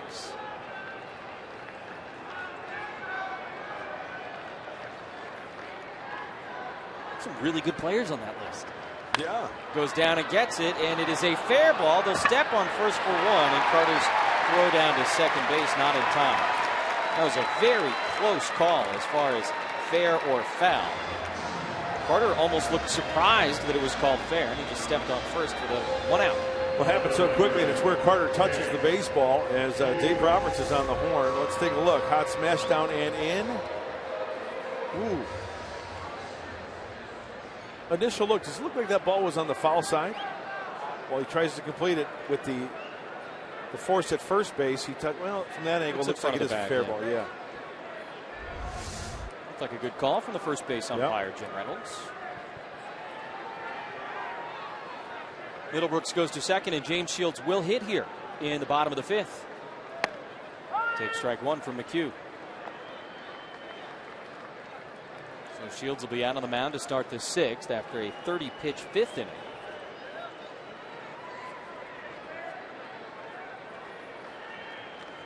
Career 193 hitter. And that breaker is low, 1-1.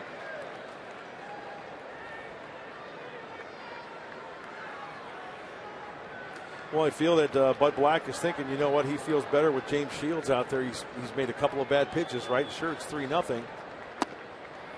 He's still got a lot more in him. He's making some good pitches. Still a lot of baseball left. So rather than going to the bench, he feels comfortable with his starter going out there. Still got plenty left in the tank. Shields has struck out 10 Astros tonight. That's a season high. Get a chance to add to that total in the 6th. Strike 2.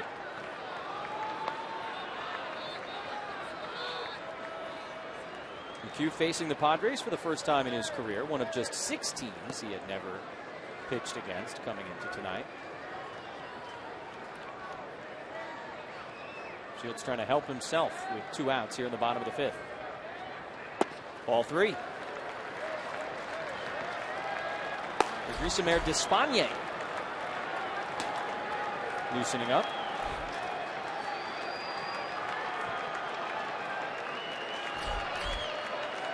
Will Myers would be next.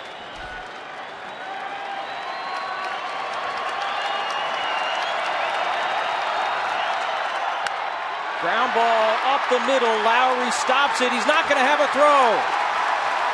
Middlebrooks stops at third, and the Padres have runners on the corners with 2 outs. James Shields puts the ball in play and comes up with his 2nd hit of the season. Hey, just putting the ball in play. James Shields put a charge into him last time to center field. Lowry does not come up with it cleanly. Hey, James Shields was picking them up and putting them down first base line as well. Now runners at the corners. So the Padre pitcher helps himself. He keeps it going for the leadoff man, Will Myers. Padres down 3 with runners on the corners. 2 outs here in the 5th. Not a bad time for one of those hanging breaking balls here for Myers. And one of those 3-run shots we talked about in the pregame show. 2 3-run shots this year for the Padres. Big swing and a miss. McHugh did not start him with a fastball. 0-1. Yeah, good slider down the way. Great location.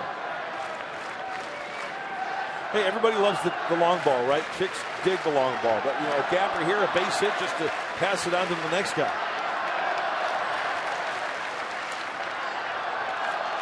Shields at first, Middlebrooks at third.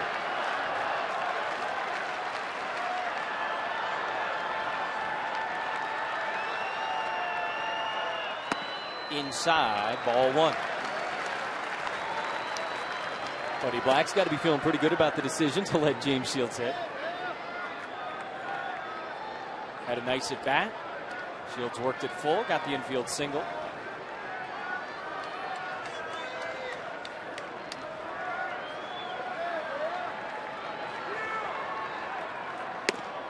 Two and 1.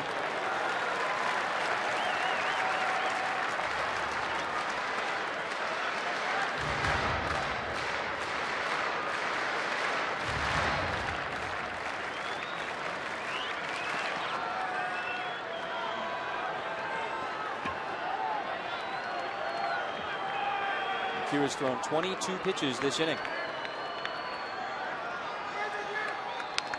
Myers hits a big rip. That was the hanger right there, gentlemen. And McHugh knows it.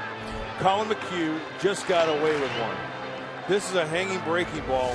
And look on contact. That ball, you cannot set that ball on a tee any better.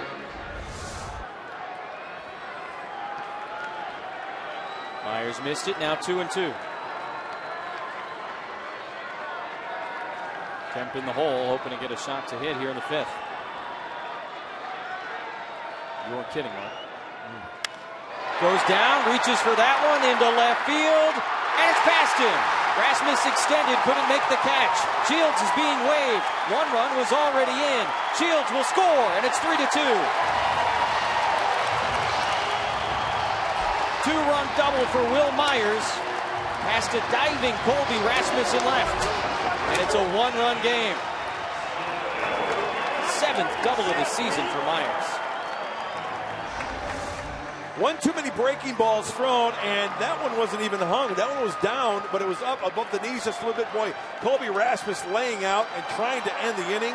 And just like that, the Padres are on the board. As you mentioned, James Shields helping himself. Hey, how about giving the right-hander a little bit of blow, keeping the inning going? Tying run at second base for the Padres as they have gotten to Colin McHugh here in the 5th. Solarte takes a strike. Well, Will went out and got that breaking ball, pulling it down the left field line.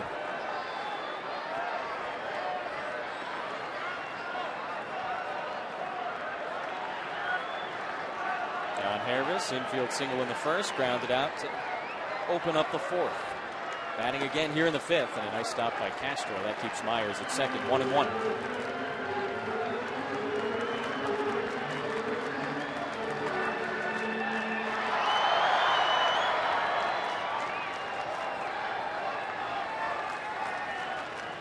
RBIs now for Will Myers. James Shields scores for the second time this year. It'll take a little bit more time in between pitches, right, to give your right-hander a rest. 2-1. Hey, McHugh, he's not only missing in the zone this inning a little bit more, but out of the zone as well. Will Myers capitalizing on that one slider that caught too much of the plate.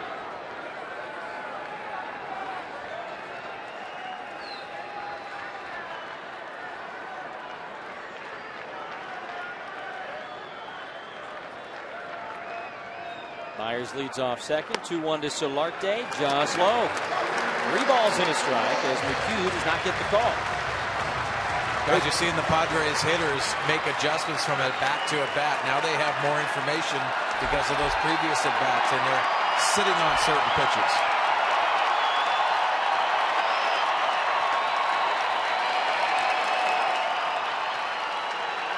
Hitters count for Solarte. Strike 2. He's thrown 3 pitches to that exact spot this at bat. 1 was called the ball, 2 had been called strikes. Yeah, off the plate on the breaking ball.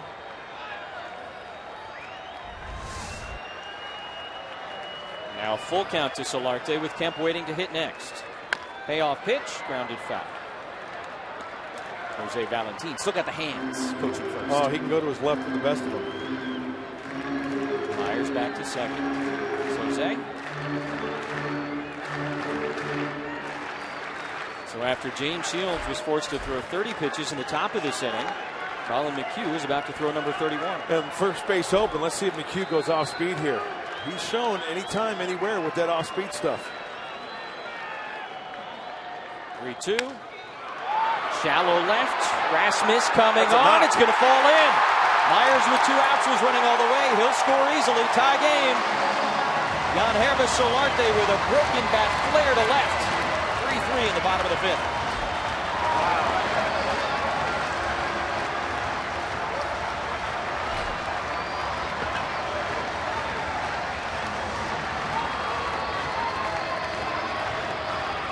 Well, it was a breaking ball. First base was open. It looked like a short slider or cutter trying to backdoor it. And as Mark Sweeney said, second, third time around, these Padre hitters get more information, maybe looking for a certain pitch. Hey, you know what? He didn't square it up. It was down by the label a little bit, leaked over the heart of the plate, but he found the garden spot, scoring a run, and tying this one up.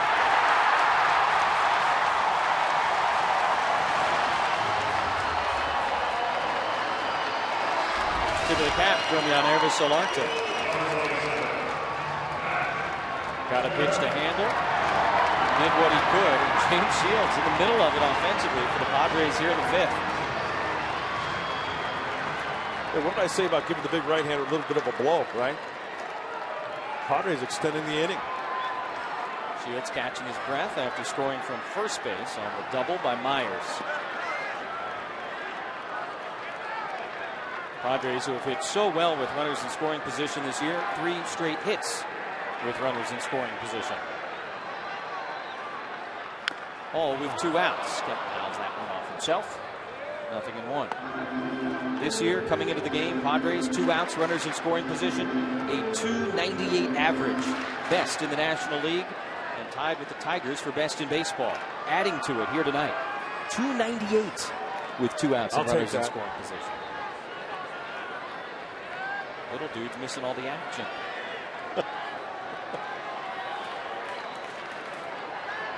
Nothing in 1 to Kemp. First pitch, big curveball to Kemp. Ground ball left side. Lowry goes the short way, but the Padres come back and tie this thing up with a big bottom half of the 5th inning.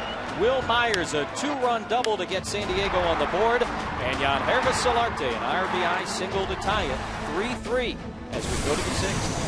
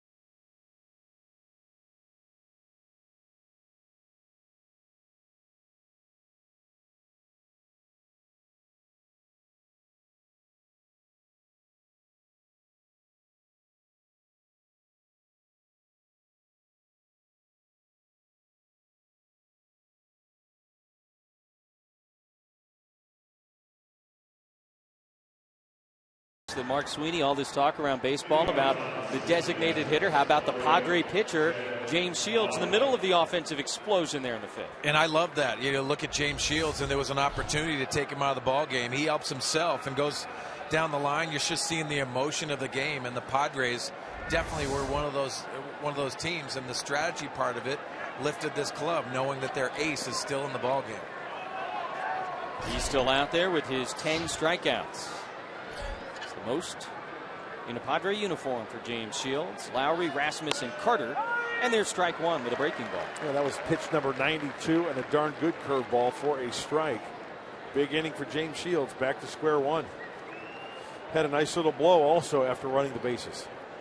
Lowry homered his first time up. That got the Astros scoring started. Shields gets the high strike, 0-2. Now remember, it was a hanging changeup that he hit out of the ballpark. That doesn't mean he can't throw him another changeup. It was just bad location. Speeding up his bat, elevated. He got under it and sent it away long enough for the home run. 0-2. And Lowry hits that one into left center field. Not going to get there. Myers and Upton have to chase it down. And 2 innings after he hits a solo homer, Jed Lowry a stand-up double to lead it off in the 6th. Well, he stayed back on that breaking ball nicely. Watch this curveball. Foot is down, and this gets inside of that breaking ball and sends it to the left center field gap. Now, generally speaking, Mark Sweeney, hitters are out in front of that, and they have a tendency to pull that ball. Yeah, and exactly right. And that was an impressive swing. One of the most impressive approaches I've seen this year, taking that curveball that's coming down and into him and going the other way. Very impressive. Leadoff double, and now a shift against Rasmus, who's 0 for 2 with a couple of strikeouts.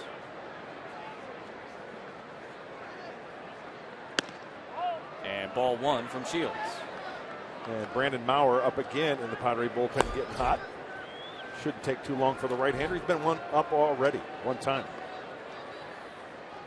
Lowry leads off second in a 3-3 game, top of the 6th. First of 3 between the Padres and the Astros. 1-1. Night game tomorrow, Tyson Ross and Roberto Hernandez. And then Wednesday, an early game, 12:40 first pitch. Andrew Kashner and Dallas Keuchel, who brings a 0.62 ERA into the game. Just inside 2-1. Didn't miss by much.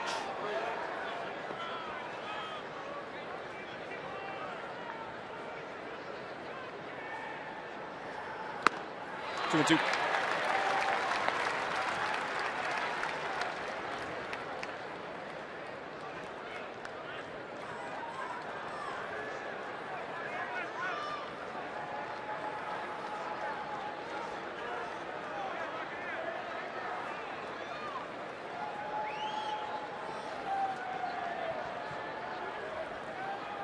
Two.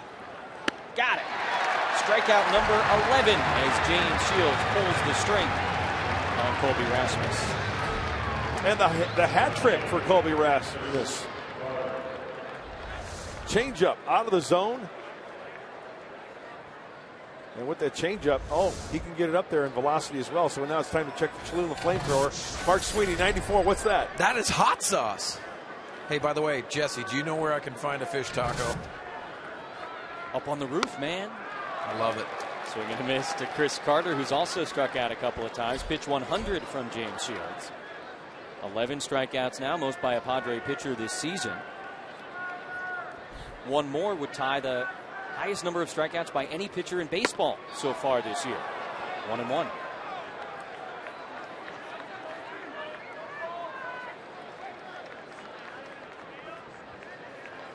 You knew the Astros were ripe for some big strikeouts. You also knew they could hit the ball out of the yard. It's been the case here tonight. Lowry a homer. 1-2. That's such a good slider right there. Cutter, if you want to call it that. Cut fastball, slider. Any way you look at it. Nasty.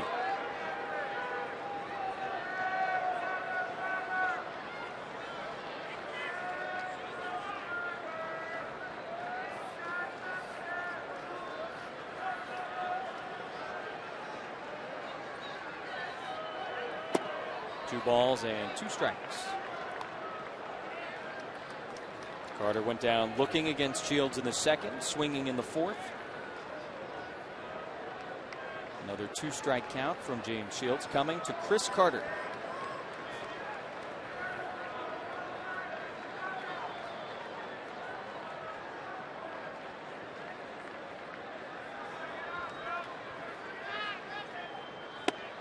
Just misses with a changeup. 3-2. Curveball maybe. Slider. Breaking pitch. Oh, good pitch.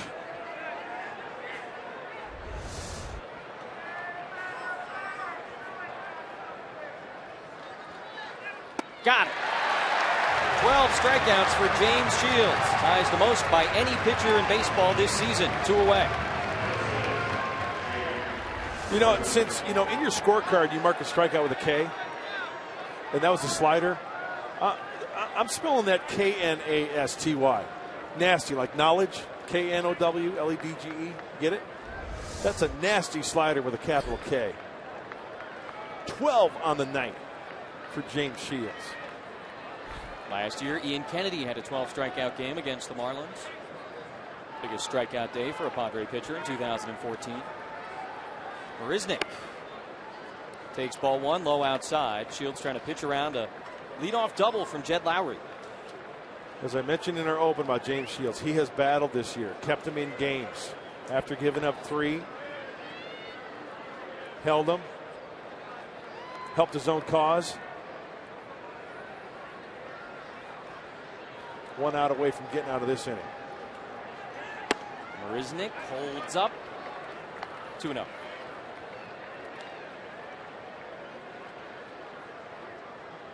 Padres have not had a pitcher strike out 13 in a game since Jake Peavy did it in 2008.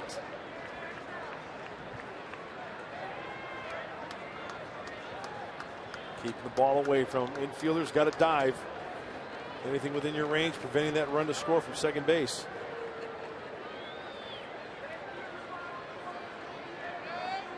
Marisnick, a strikeout victim, his first at bat.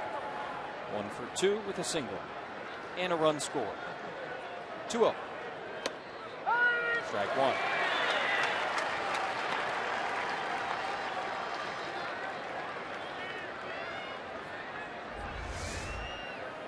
Let's watch Derek Norris on this slider.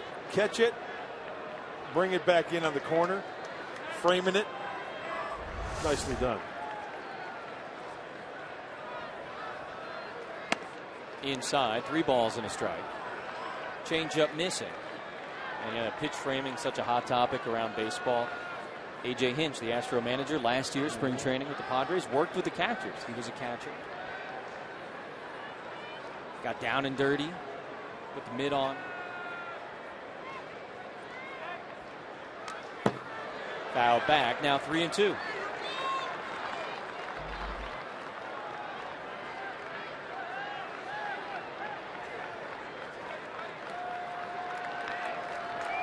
Lowry doubled to start it here in the 6th. Shields struck out Rasmussen, Carter, and now a 3-2 to Marisnick.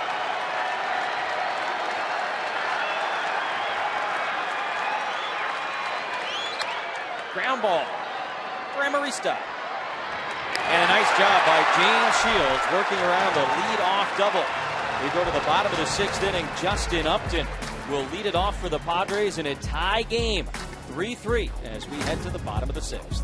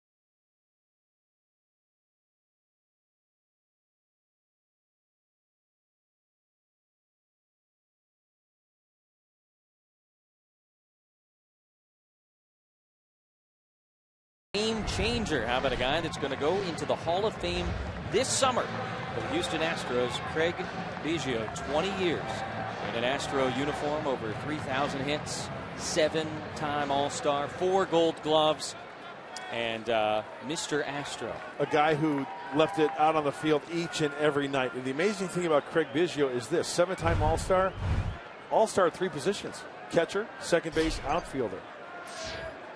That's a pretty good resume right there for the Hall of Famer. Justin Upton leading off against Colin McHugh here in a tie game in the bottom of the 6th. Mark Sweeney, we saw a lot of years out of Craig Biggio. Yeah, very impressive career, and also well respected around the game, the way he played the game. But like you said, Mark, and that's the greatest point, playing 3 different positions and also racking up all of those hits as a leadoff guy, mostly. Impressive career, and I'm glad he's in it. You know, a lot of people forget that he was brought up as a catcher to the big leagues first time. He was behind the dish. Ball and a strike to Upton, and a rip over the shortstop, but right at Lowry. And that's the first out here in the bottom of the 6th.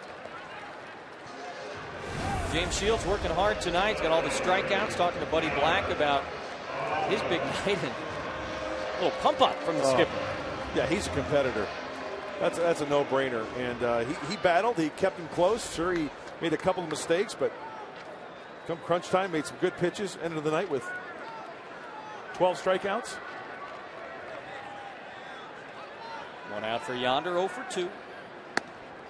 Takes outside. You know, guys, you got to marvel the way he goes about his business. And after that last out, he looked right at the bench and said, let's go. You know, the intensity part was lacking at times throughout the last few years. And you're bringing over an ace that has that intensity.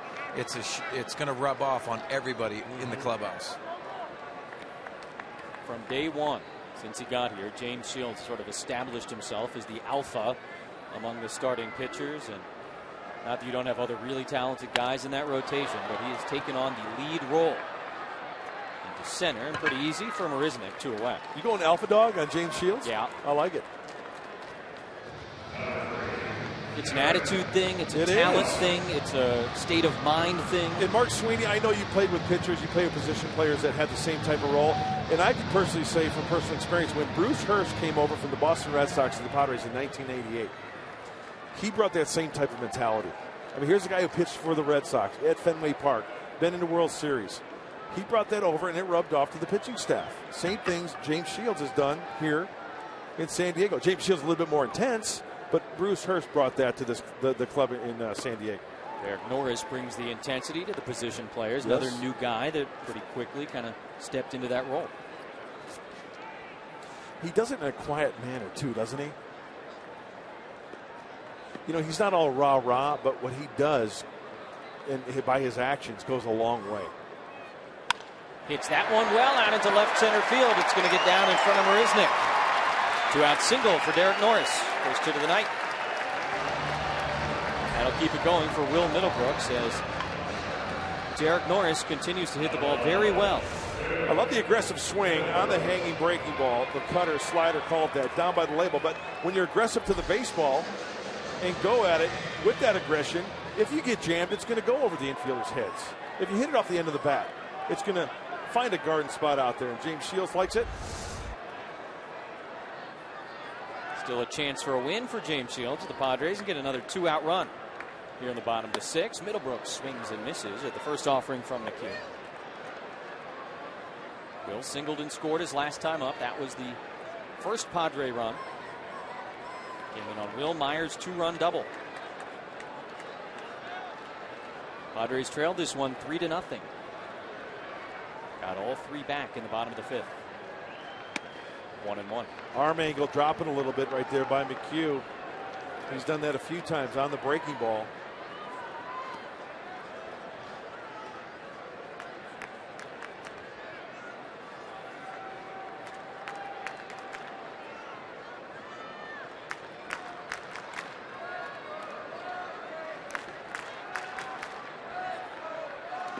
Checks his swing and a pitch down.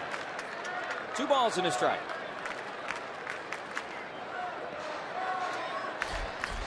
Alexi Amarista will be next. Brandon Maurer looks like he will be next. 6 innings out of James Shields tonight. 12 strikeouts. In the air, shallow right field. Springer coming in. Altuve going out, and in foul territory, Springer makes the catch, and the side is retired. Padres get a 2-out single from Norris and leave him stranded.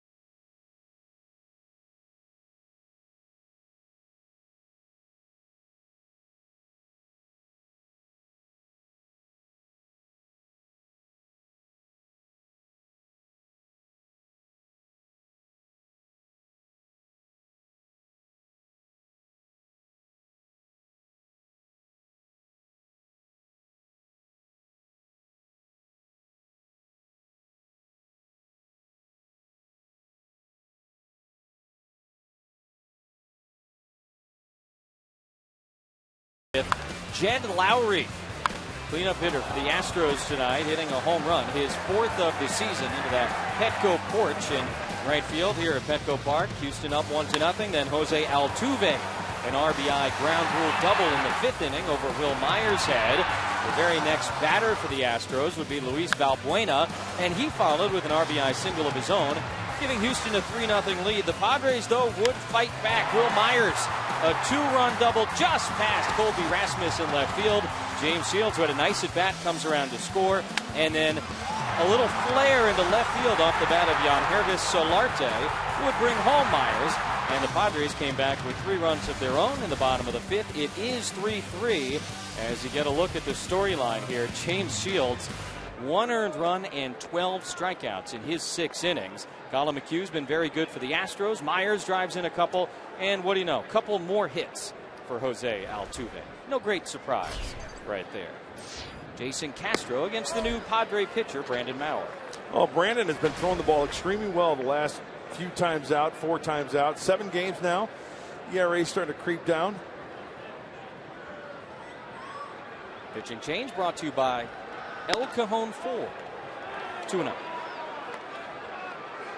Last outing was against the Dodgers, an inning and a third.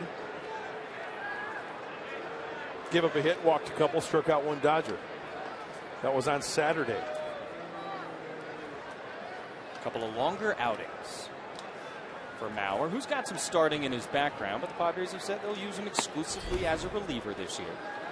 And he's 3-0 to Castro, the leadoff man here in the 7th. Yeah, got to go right after these guys. He's got the good fastball at 95, 97. Slider, wipeout pitch. No free passes this late in the game. There's strike 1.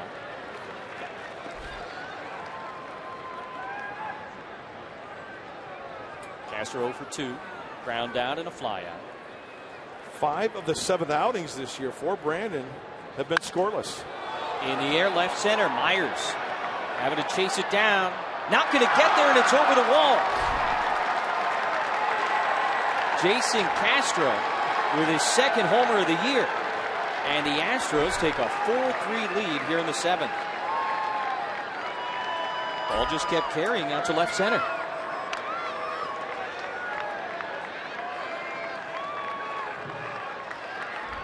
Well, you ain't kidding, that ball traveled. 2-seam fastball down the middle. Castro just dropping the head. Opposite way. Wow. Colin McHugh likes what he sees.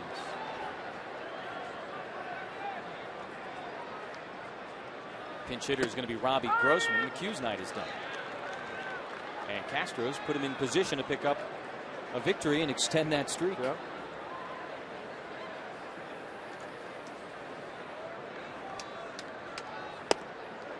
Nothing in 2. Well, falling behind 3-0 and then battling back. You see that Castro was looking for number 1. He's not going to risk trying to be cute, right, and walk him, earn his way on. And he connected with that 2-seamer going the opposite way. Just high to Grossman, 1-2.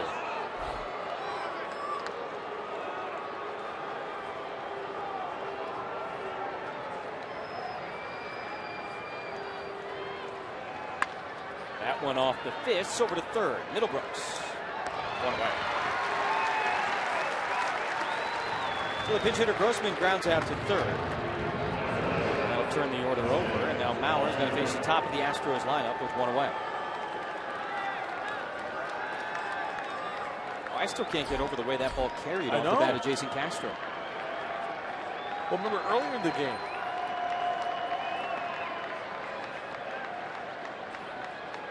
was it Valbuena who took a breaking ball the opposite way and it went to the track? He was out in front of that breaking ball.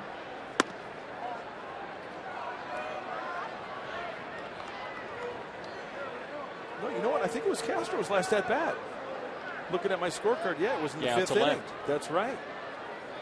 Breaking ball to the track the opposite way, and then that time the fastball, the 2-seamer, the opposite way. Altuve 2 for 3, 1-1.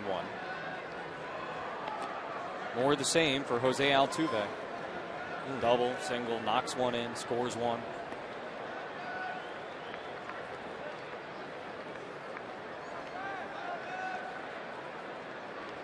2-1.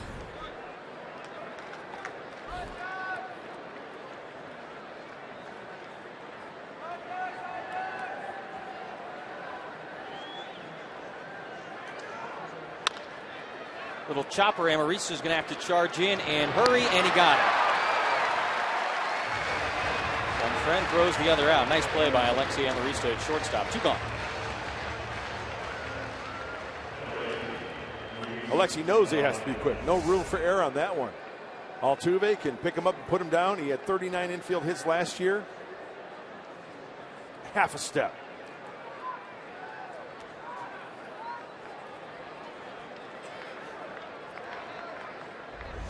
Here's Valbuena.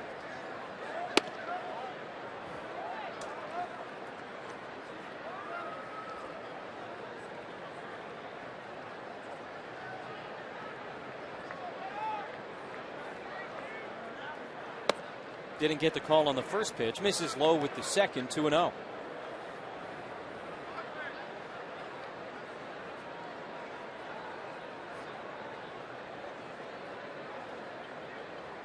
Valbuena knocked in the third Houston run, and now a 3-ball and no strike count.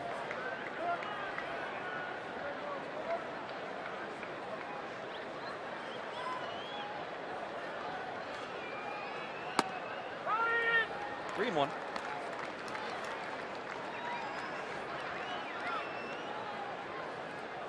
Early season trends favoring the Astros, scoring first, scoring 4 or more. Haven't lost when they've done either of those things. Norris behind the plate makes the catch, and the side is retired. The Astros, though, get a leadoff homer in the 7th from Jason Castro, and now lead 4-3.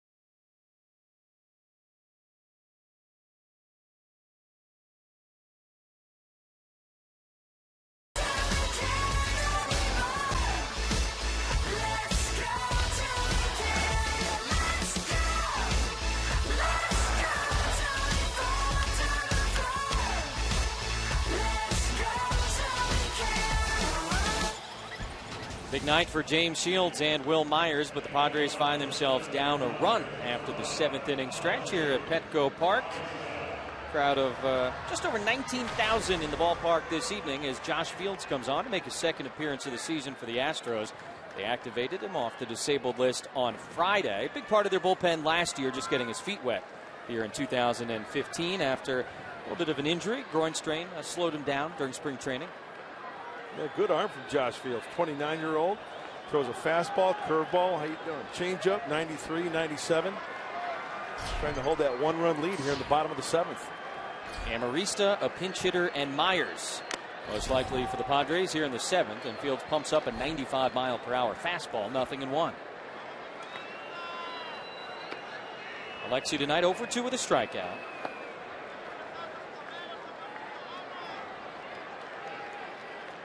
Fields a Rule 5 guy, made his big league debut with Houston back in 2013 as Amarista just misses putting that one in fair territory.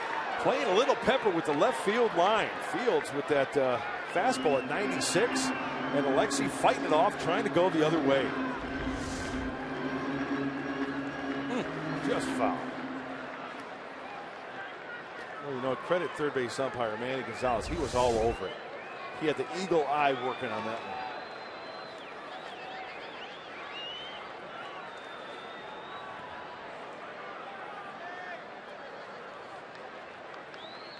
0-2 just inside at 97. Ball and 2 strikes to Amarista. Grounded out to first base his last time up. Hit his first home run of the season yesterday afternoon against the Dodgers. Great at bat against Scott Baker. That one up the middle and through. Leadoff single for Alexi Amarista. A 2-strike hit. And the Padres have the tying run aboard here in the 7th. Well, we've talked about 2-strike approaches, and the Padres foul off a lot of pitches early on this season, taking advantage of a Josh Fields mistake, going right back where it came from. Hockey suit.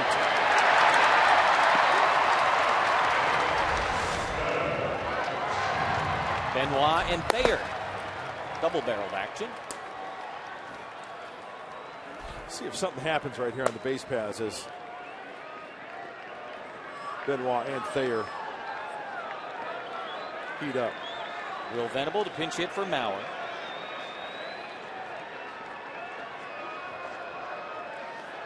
Will 1 for 8 as a pinch hitter this year. Swings at the first pitch. Fouls it away.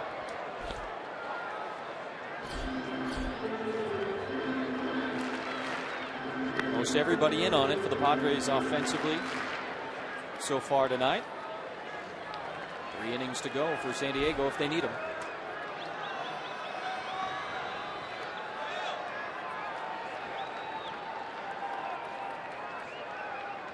Padres a great pinch hitting team in 2014, and Venable tries to bunt that one and might have gotten a piece of the hand or the knee maybe on the deflection.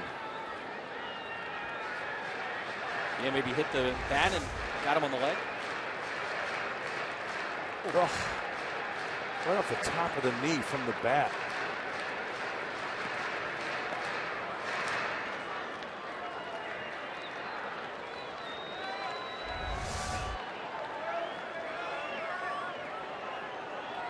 Like Amarista before him in a 2-strike count.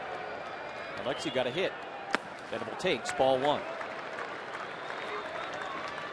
Mentioned the pinch hits last year for the Padres. Kind of picked up right where they left off in that department here in 2015. Good teams need good production off the bench.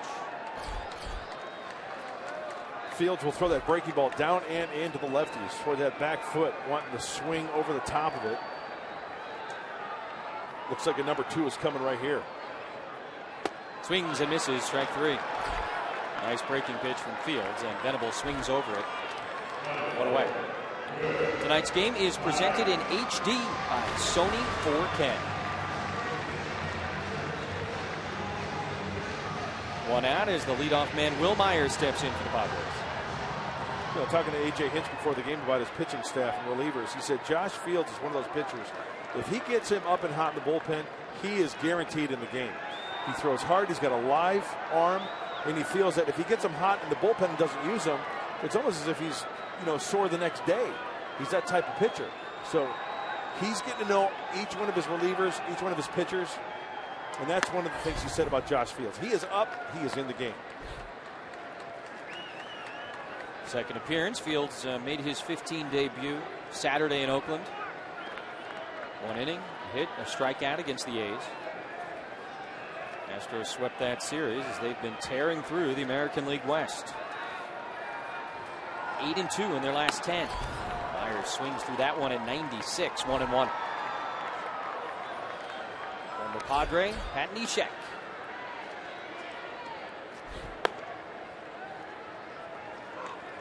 Six of the 8 relievers on the Houston roster have some kind of tie to the Padres. How about 6 of 8. 1 and 2.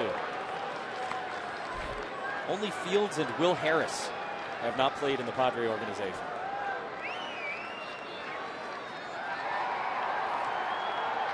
Familiar names. Including the closer, Luke Gregerson. Yeah.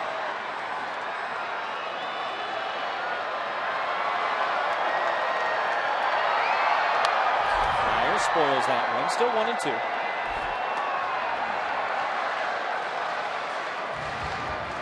Go back to 2011. When you think about the Padre bullpen that year, 5 of those guys are in the Astro bullpen tonight.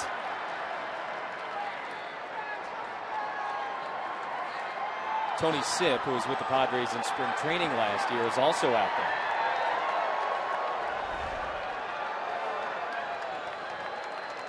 Small world, that baseball. Myers reaches, fouls it off down the line. Springer can't get there. Still 1 and 2. Amarista on first, 1 away. Padres down 1 here in the bottom of the 7th. Well, we know that Fields has the good fastball, 96-97, and Will shorten it up on that one, trying to go the other way. With that said, the outfield playing to go that way as well. And a big hole with Carter holding on the runner at first base. Amarista trying to shoot one that way.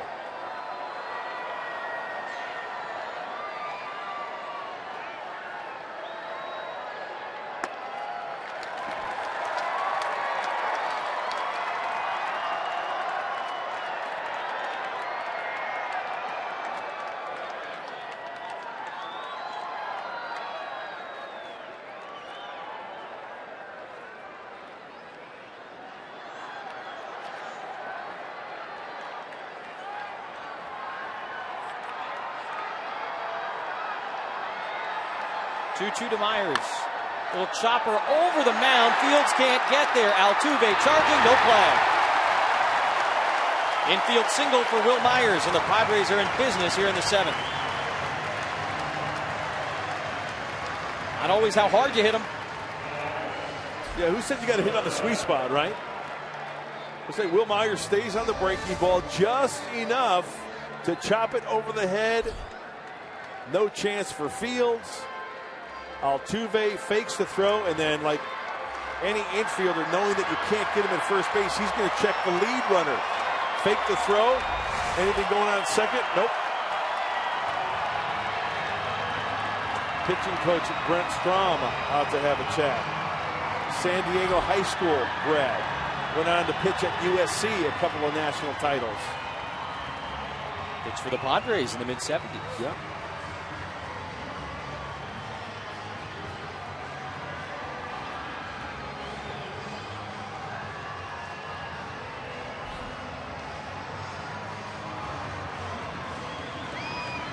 Long conference out on the mound, broke it up.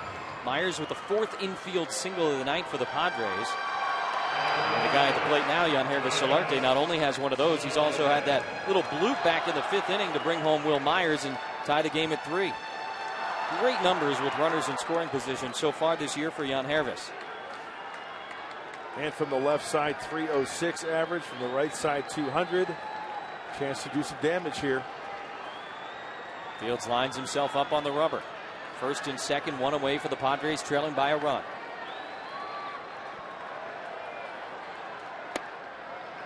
Down low, 1-0.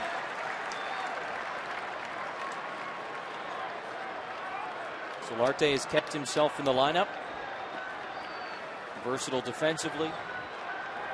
Impactful at the plate. Hey, good layoff on that first pitch breaking ball. Chances are greater to get to see a fastball.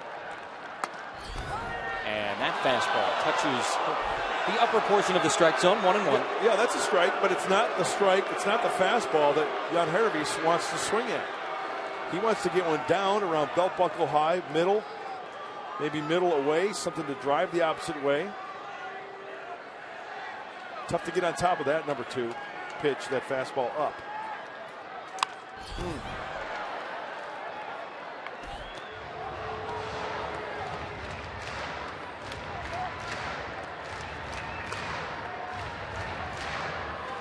Myers and Amarista, the base runners.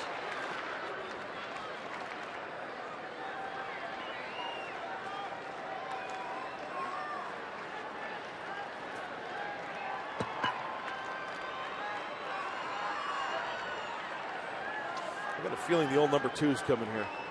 Curveball. Fastball hit the other way and deep. Rasmus going back, looking up. It's off the wall. Amarista's going to come around to score. Myers slides into third. It's a tie game, 4-4 in the 7th.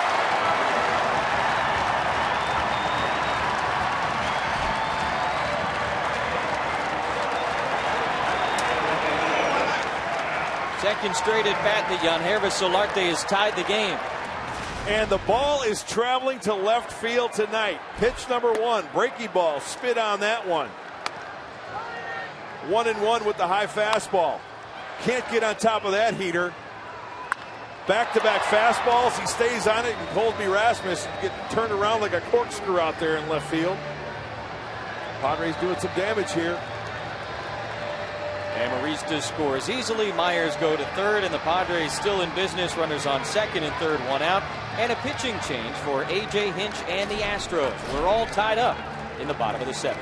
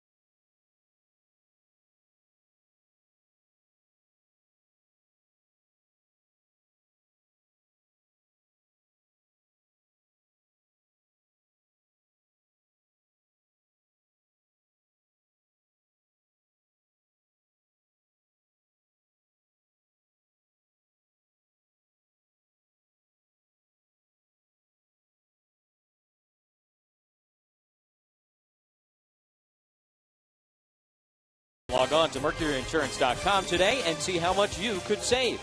By Petco, what we feed them matters. And by your San Diego Lexus dealers. Pitching change in the ballpark by the bench. And Matt Kemp coming to the plate in a tie game, bottom of the 7th. Former Padre, Pat Neshek. Funky delivery from the right-hander, very unorthodox. Doesn't throw that hard. A slider and a fastball. Low, low, low 3/4. Delivery from Pat Neshek. You see the splits. Matt Kemp being the righty. Righty so far 3 home runs and hitting .250 off of Neshek. In his career, opponents hitting under 200 against the sidearmer. It's not been quite as effective here this season. Infield in for the Astros. Tie game. First pitch called strike as Kemp gets a look at Neshek. Matt Kemp hitting .400 with runners in scoring position so far this year. 8 for 20. And the infield on the edge of the grass for the Astros. Looking for that grounder. Get something up in the zone, elevated. Hits that one on the ground. Altuve will come home, and he is out. Castro out in front of the plate. That's a tag Will Myers, who was going on contact. Second out of the inning, and now runners on the corners. Cue shot on the breaking ball. No hesitation. And that throw up the third base line, enabling Castro to apply the tag. You know, if that throw is on the first base side of home plate, different story. So leading the catcher there, Altuve, with the nice throw. 2 outs, Justin Upton. Infield can back up now for the Astros. Solarte at third. Represents the go-ahead run here in the 7th. Kemp reaches on the fielder's choice. A run on 3 hits so far here in the 7th. Upton looking for more. As I mentioned, Neshek does not throw that hard. He'll be 81 to 87. He'll change speeds on the slider. He'll touch 90 once in a while with the fastball. A lot of deception in the right-hander's delivery. Saw him last year with the Cardinals. There was a knee-high strike, nothing in 2. 91 on the fastball. That's one thing Pat Neshek said last year. I mean, he had a pretty decent year, and he said he was more aggressive with the fastball. Being aggressive with the fastball, not trying to nitpick, trying to off-speed guys to death.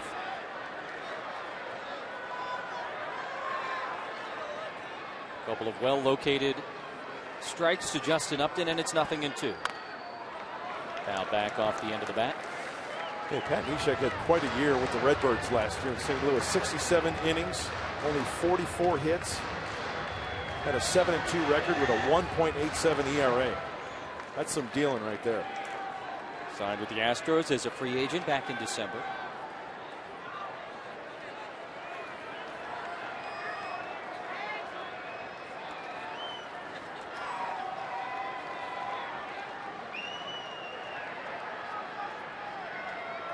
Oh-2 to Upton, and a ground ball to Altuve.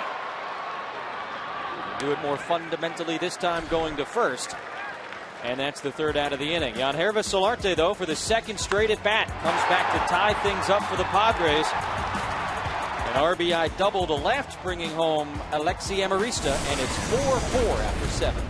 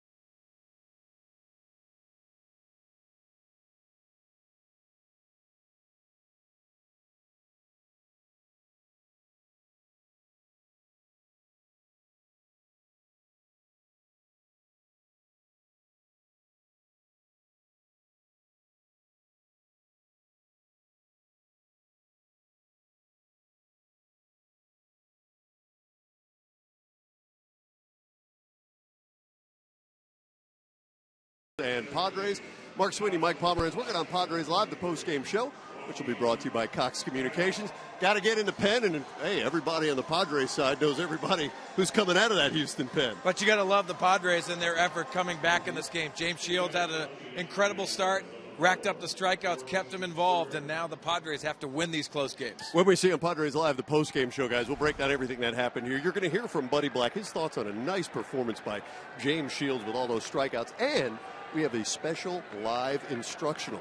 Mark Sweeney going to teach us a little bit about plate coverage. So kids, coaches, gather around. We got a special one for you after the final out. Gentlemen. Excellent. Looking forward to that after the game. Make sure to stay tuned. Mike and Mark, plenty more baseball to come as the Padres and the Astros go to the 8th, tied at 4. Joaquin Benoit in to face Springer, Lowry, and Rasmus. The heart of the order for Houston. Joaquin pitched a scoreless 8th inning yesterday against the Dodgers, his 9th scoreless outing of this year. And pretty good splits, below 200 from both sides of the plate. Out of the bullpen for the 12th time here in 2015. Get Springer to chase that one.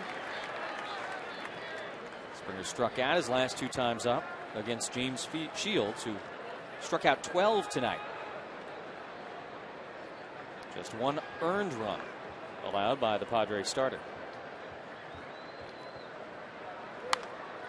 Foul back. Well, you know, Jesse Benoit's one of those guys. You know, the radar gun says 92, but with that delivery of his, it kind of like lulls the hitter to sleep, and bam, that ball jumps up on you. Tough to catch because he's got a little bit of movement too to go along with that 92. And of course, that changeup is his secondary pitch. You just get the sense watching him all the time.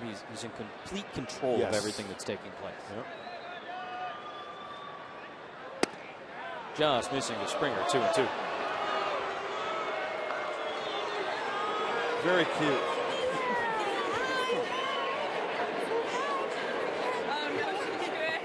She doesn't like the camera. Well, rooting for a Padre win. Could very well be her first game. She got to be on TV.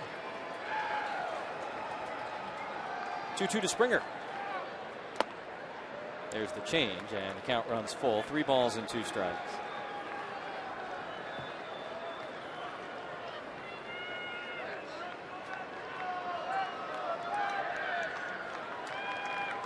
Benoit expected to be in the middle of it all season as the 8th inning guy. 2 days before opening day, you figured he'd be the closer this year for the Padres, and you felt plenty comfortable with that. Of course, A.J. Preller goes out and acquires Craig Kimbrell the day before the season started. Pushed Benoit back into his familiar 8th inning role, and here he is. 3-2 to Springer is low, and a leadoff walk for the Houston right fielder. Second time Springer has walked tonight. Mud, earlier you gave us our keys to the game, brought to you by your San Diego County Honda dealers. What do you think? Crooked numbers early. Well, Padres no runs, 2 singles in the first 4 innings. We are tied at 4 and contain Altuve and Springer. Combined 2 for 6, a couple of walks, a double RBI, and a run. You didn't mention anything about containing this guy, Jed Lowry. He's done some damage. Yep. Homer and a double. That was a leadoff double in the 6th, but he was stranded and swings and misses there. That was a big inning from James Shields, his last frame. Tight ball game. Lowry led off with a double. He struck out Rasmus and Carter. Got Marisnick to ground out. Good toughness from the Padres starter. 1-1.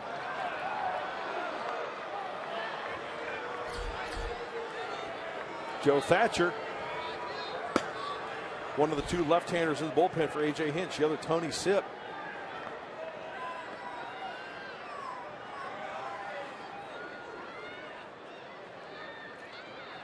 Jed Lowry went to Oakland in the trade that sent Chris Carter to Houston. And now they're teammates here with the Astros after he signed as a free agent this winter.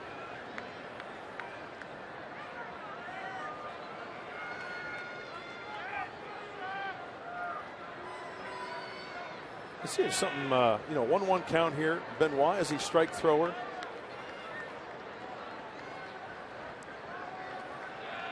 Four stolen bases for Springer.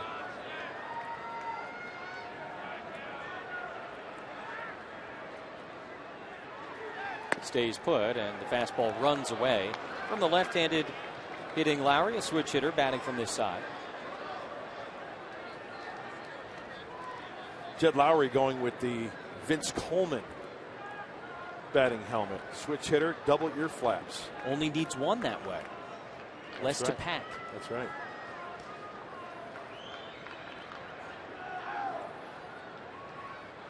Shane Victorino, similarly. You don't see it a lot anymore. 3-1.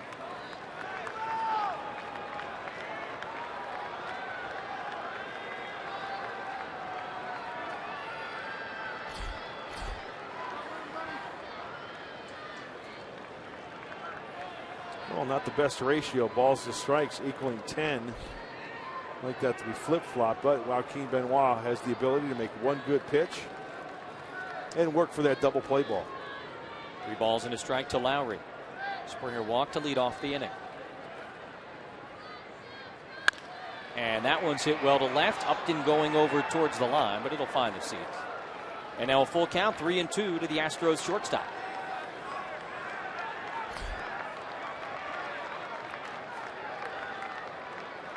Going to be a fun afternoon here on Wednesday. Padres will be wearing brown. The pinstripes that they wore from 1985 to 90.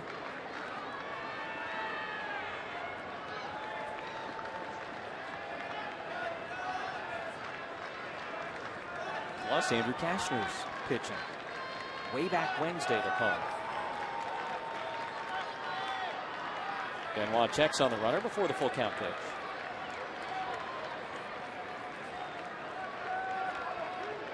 Mud, you going to dust off your old Padre uniform on Wednesday? Well, I don't think it fits anymore, Jesse.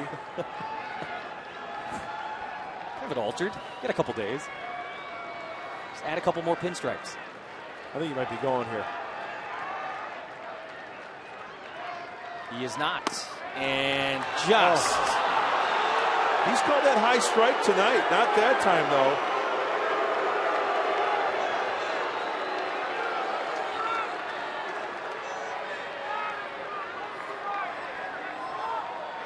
Back-to-back walks from Joaquin Benoit here in a tie game in the 8th. And Buddy Black making a visit. Very, very close pitch. Yeah, and you know that's a legitimate strike. You know, the Fox tracks it just to the hitter up there. It's been both ways tonight. There's been some pitches from the Astros side that haven't been called. Some pitches off the plate that have been called strikes. Some pitches over the plate that have been called balls. Works both ways.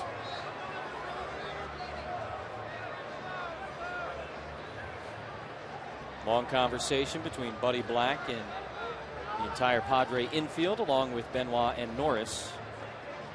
Yeah, he just wants everybody to be on the same page here. See what Rasmus is doing here. See what type of play they put on if, in fact, Rasmus is going to lay one down. It's been a rough night for Rasmus. He will bunt.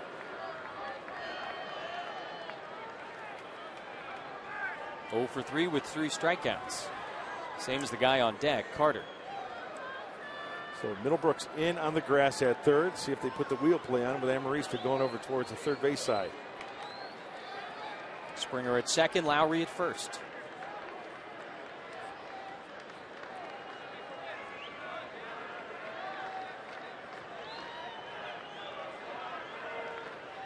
Does not show bunt, and he takes a pitch inside. Another ball from Benoit.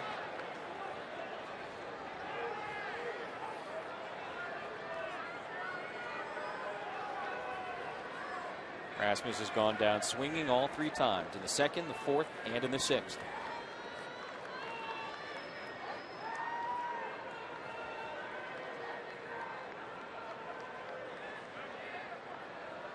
Checks on the runner at second base. Rasmus did not show bunt. Part of the mind games in these close and late situations.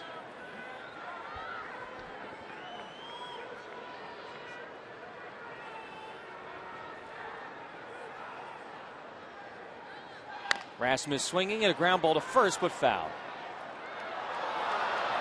Alonso's throw goes into the outfield. It was a foul ball. 1-1.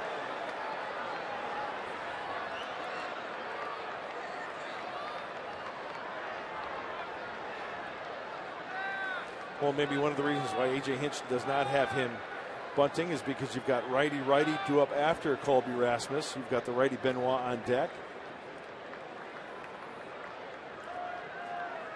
Like even A.J. said before the game, a lot of swings and misses, right?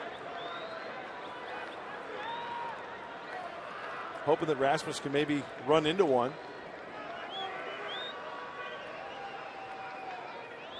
Need the punchy right here. 2-1.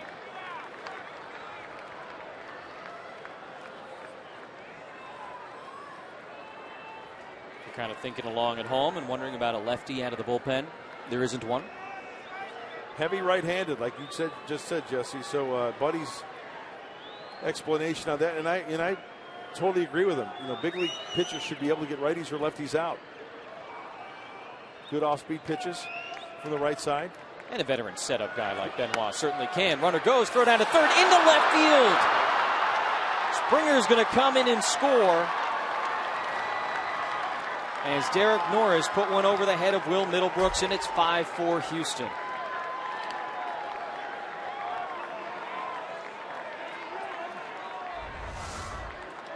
As soon as that leg kick went up, remember Benoit gave the old inside move earlier, and Derek Norris just rushing it a little bit and getting underneath it, sending it to left field.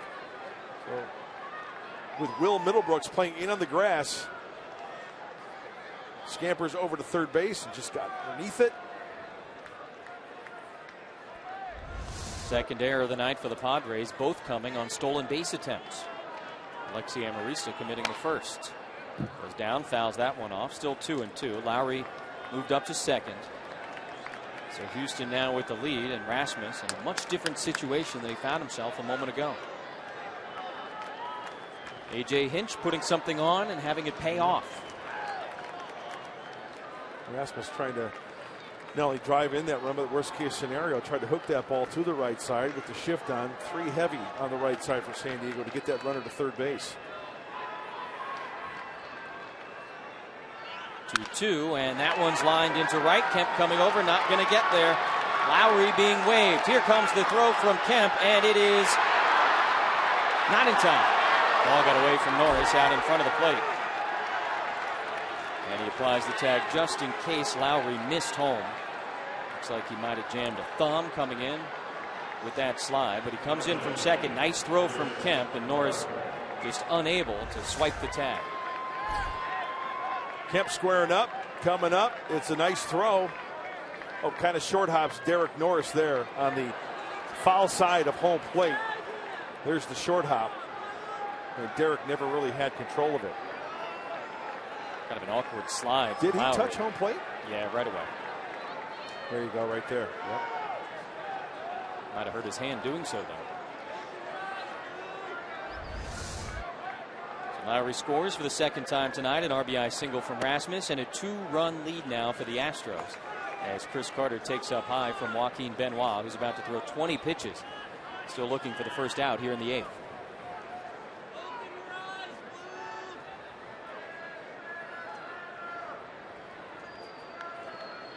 Third separate time the Astros have been up tonight. Padres have come back to tie it the first 2. And have to do it again here in the late innings.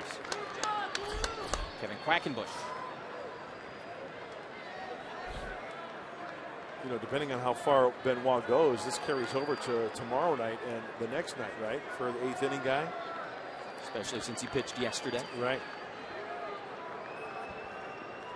A 1-2-3-8 yesterday against Los Angeles. Not the case tonight as Carter sends that one into the gap in left center. Upton not going to get there. It'll roll all the way to the wall. They're going to wave the runner home. The throw from Amarista will not be made, and it's an RBI double for Carter as Rasmus crosses the plate and makes it 7-4 Astros.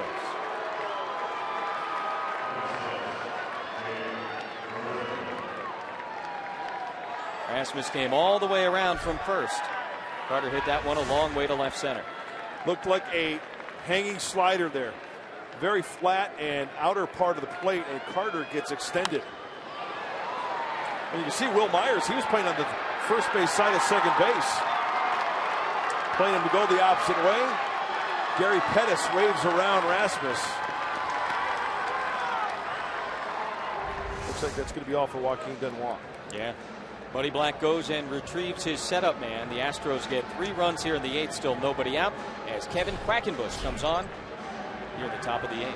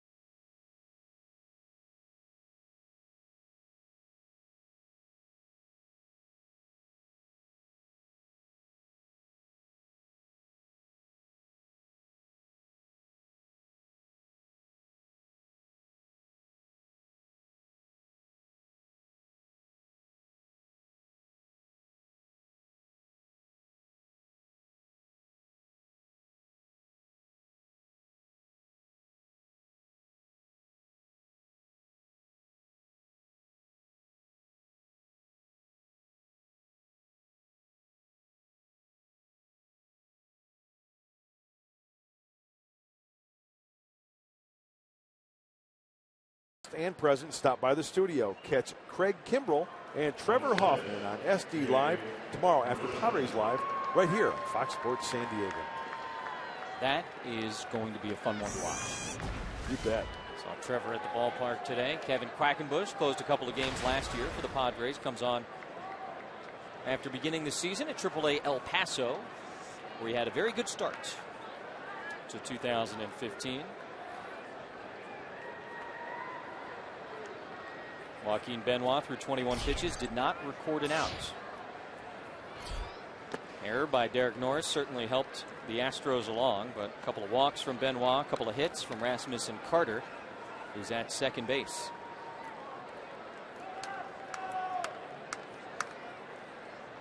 Center fielder Marisnick singled and scored in the 5th.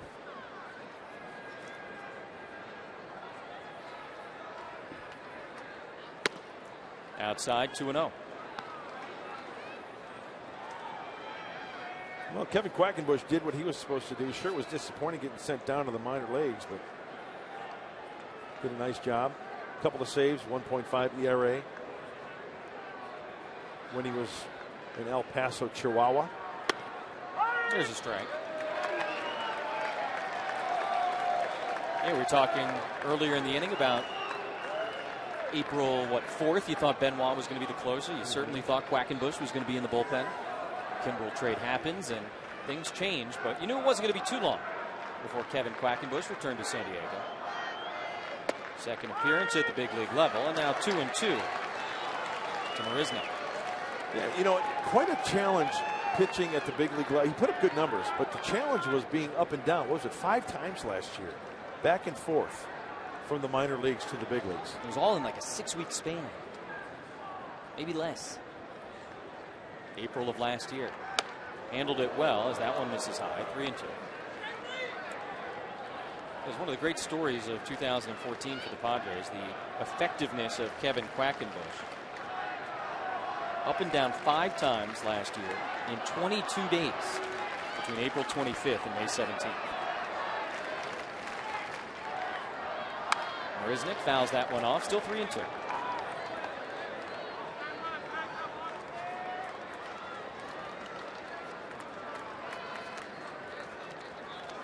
James Shields started this one for the Padres. Allowed 1 earned run in 6 innings, 3 runs overall, and a season high 12 strikeouts. Checks the runner and just misses. Ball 4. 3rd walk of the inning for the Astros. This copyrighted telecast is presented by authority of the San Diego Padres and may not be reproduced or retransmitted in any form, and the accounts and description of this game may not be disseminated without the express written consent of the San Diego Padres.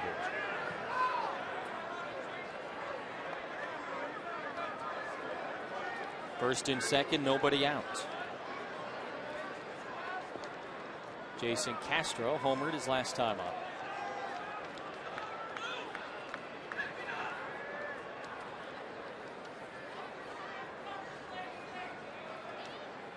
Take strike 1 from Quackenbush.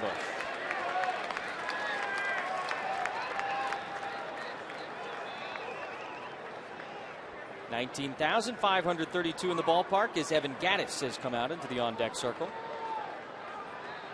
And the big hit for the Astros yesterday afternoon in extra innings against the A's.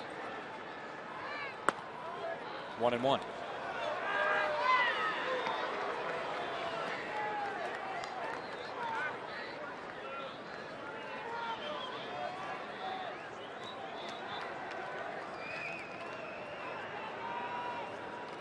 Quackenbush ended up pitching in 56 games last season for the Padres.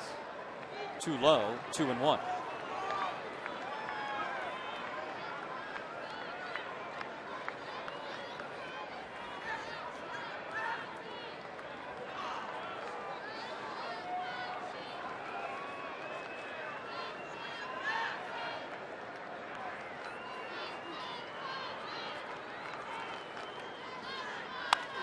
Pop foul out of play. 2-2 from Kevin Quackenbush to Jason Castro. Kevin really gets through the ball well. Good spin. 91-92, but still seems as if hitters have a difficult time squaring him up at times. Can go up the ladder on hitters, get a swing and a miss. And of course, he's got that good curveball to go along with it.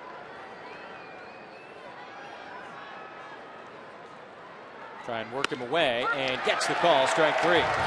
Kevin Quackenbush records the first out of the inning here in the 8th.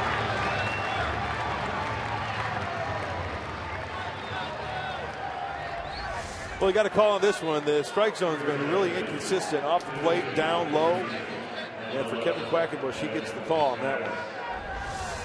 Hit the mid of Derek Norris and Paul Schreiber. Call. Here's Evan Gattis.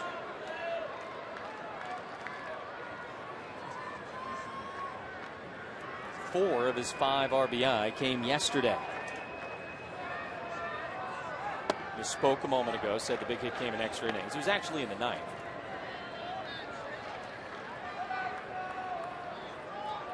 First pinch hit appearance of the season for Gattis, who's been DHing for the Astros. A.J. Hinch said before the game, you'll see him at left field at least once in the rest of this series. Saw him the last couple of years with the Braves as he chops this one foul. Look at where this pitch is, Mark Grant. Well, we talk about hot zones. Evan Gattis' hot zone is up by his hat, up by that H. When he made contact with this ball, how he gets the bat head out in front and squares it up is beyond me. Unbelievable. This guy's approach is see ball, hit ball, grip it, rip it. He went straight caveman on that one. Took the club and just went, sent it on the line to center field. Started the season 0 for 20, lines that one right to Alonso. And puts it away for the second out. Good reflexes at first base by Yonder, 2 away, and Altuve coming up. He'll be the 8th man to hit here in the 8th.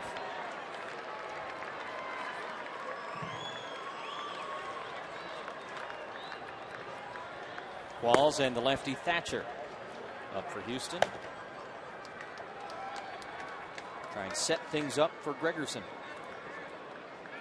What do you know? A couple hits for Jose Altuve. Strike 1. Seeing the batting average tonight so far go from 321 to 329. Last season, a 341 average.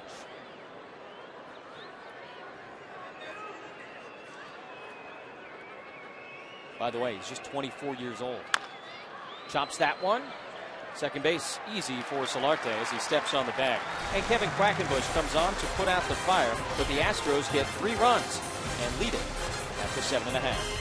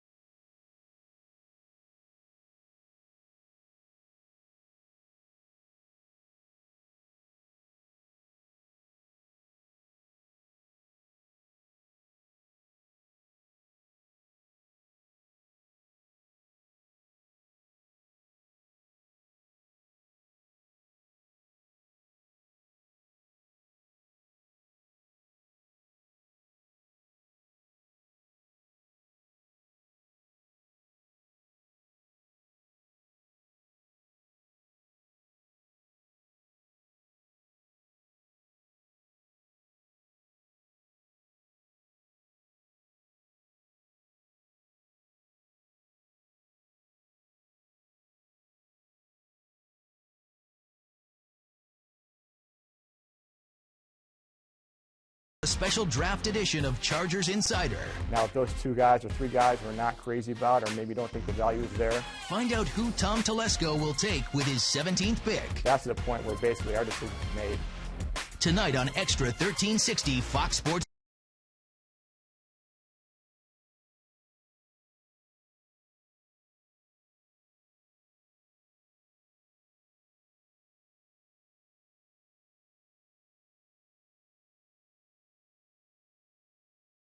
Post-game show, bottom of the 8th inning here at Petco Park. Padres find themselves down 3 runs as the former Padre Joe Thatcher pitched here from 2007 to parts of 2013. Comes out of the bullpen, left-hander to face Yonder Alonso. Derek Norris and Will Middlebrooks are next as Marwin Gonzalez comes out to play shortstop. Remember, Jed Lowry sliding into home plate looked like he might have hurt his left hand. Keep an eye on that moving forward in this 3-game series against the Astros. Alonso against a tough lefty, swinging and missing. Strike 1.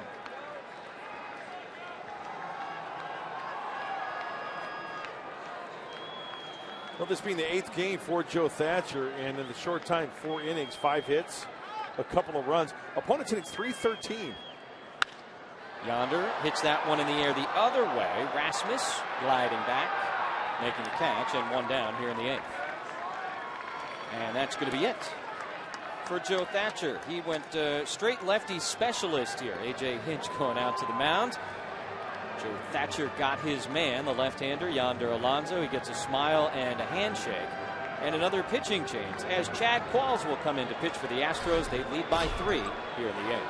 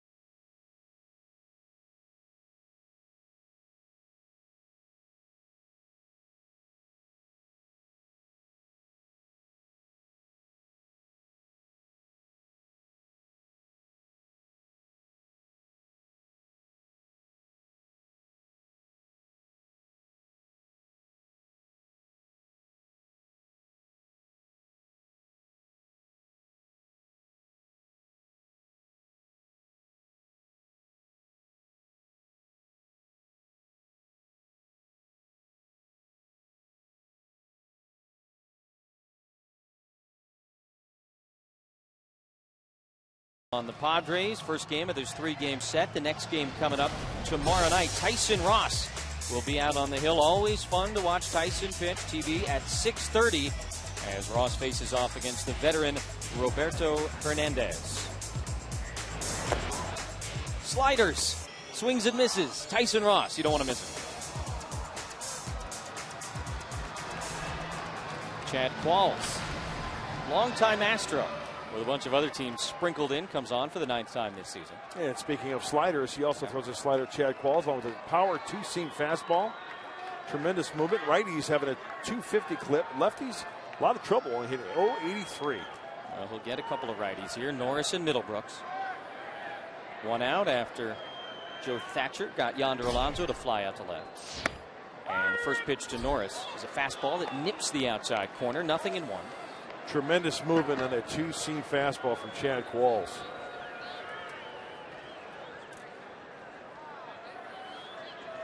Qualls signed as a free agent here in San Diego 2011. Spent that year in Buddy Black's bullpen. 0-1, and Norris fouls it back to the screen. 0-2. Began his career with the Astros back in 2004. Seen it with Arizona, Tampa Bay, the Phillies, the Yankees, the Pirates, Miami a couple of years ago, and then last season back with Houston. I think Derek Norris leads in the beard category. If the bracket pitted Qualls and Norris, Derek hands down. I don't even think Qualls gets out of the relief pitcher Q bracket against Quackenbush. 0-2, Norris lays off. Qualls the 5th pitcher used by A.J. Hinch and the Astros tonight. Small sample size, big success for Norris against the reliever.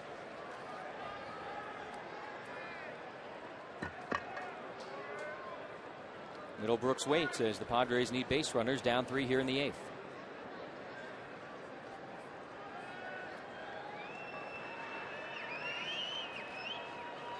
One-two. In the air, left center field. Marisnica comes on, makes the catch, 2 away.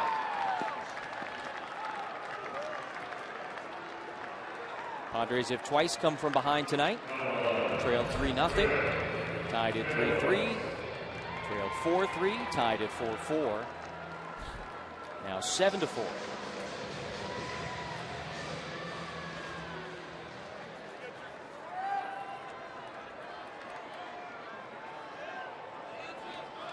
Middlebrooks fouled out his last time up.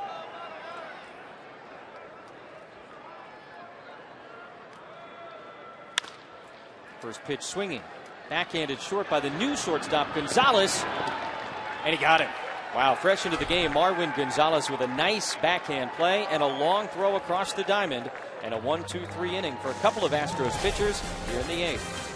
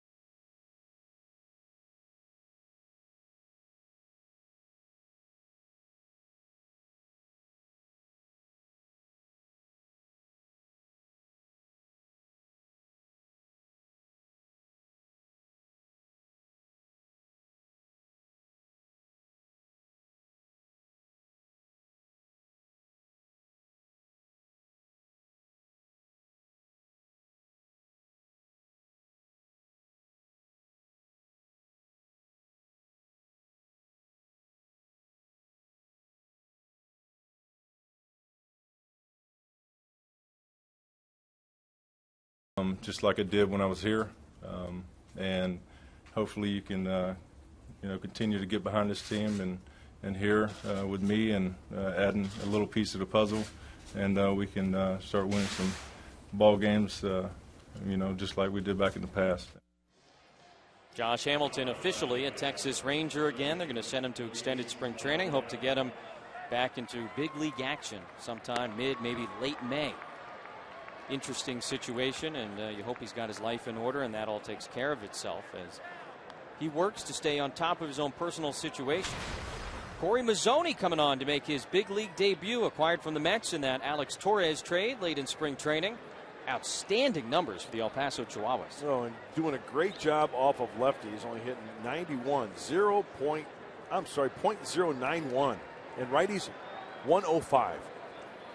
Fastball, breaking ball, a little split, change type off-speed pitch.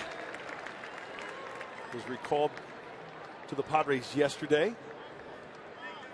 Last year for the Mets in their system, he pitched in rookie ball, A ball, Double A, and Triple A. This is a little bit outside there, 1-1. Worked his way up the system.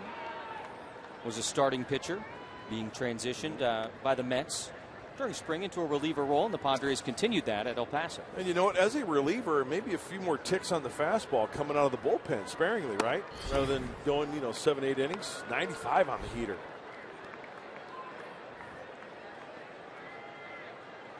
"25 years old, making his big league debut here on April 27th against the Houston Astros.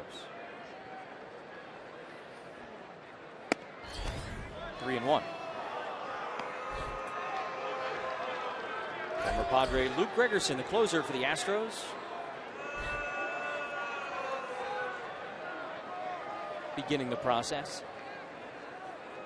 Staying hydrated. Got to do it. 3-1, and Valbuena breaks his bat, rolls it foul. Rich Dower, former Double-A manager for the Padres, scoops it up. Coached the San Antonio Missions the last couple of years. New lumber for Valbuena and a full count.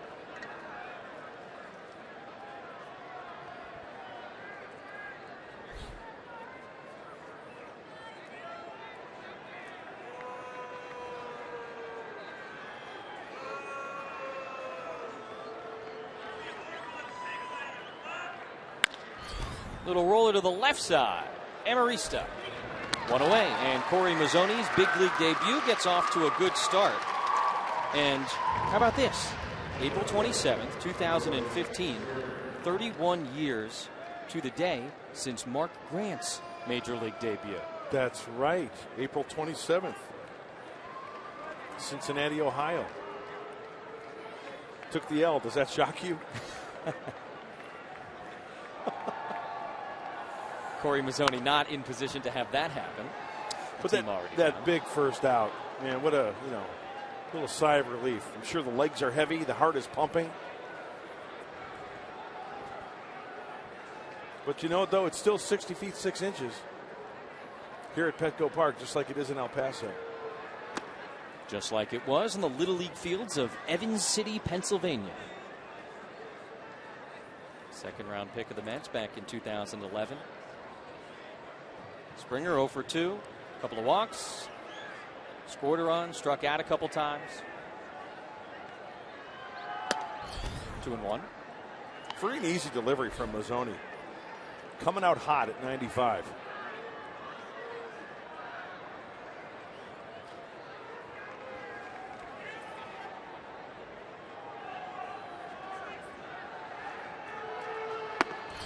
Boy, I like his delivery. Long stride, gets extended. Comes right at you. Kind of like a delivery with no deception, just, rearing back, and hopefully he can locate that fastball and get ahead in the count so he can expand the zone with that off-speed pitch and that breaking ball that he possesses. Doesn't get the call there, and the 95-mile-per-hour fastball is ball 4. Third walk of the night for Springer, and a one-out base runner for Houston here in the ninth. Here's the delivery. High leg kick. Stays closed. Front side coming through. Staying up on top and falling off a little bit towards the first base side, which is common with pitchers who throw hard. Kind of falling off a little bit. First at bat for Marwin Gonzalez came in as a defensive replacement after Jed Lowry appeared to hurt his hand sliding into home plate. Gonzalez has hit in all 7 games he's appeared in. Nice quick move over to first from Mazzoni.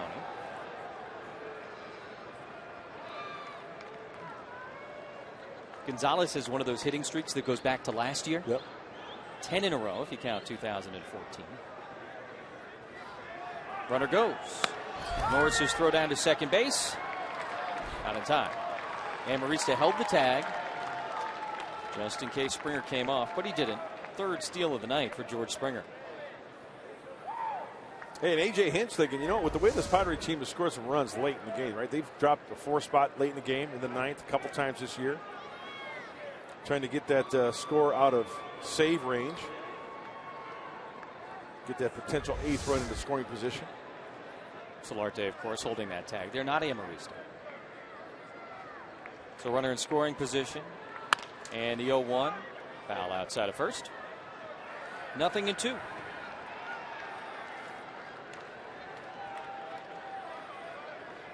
Some late inning smiles at Petco Park after that souvenir ends up in the first row.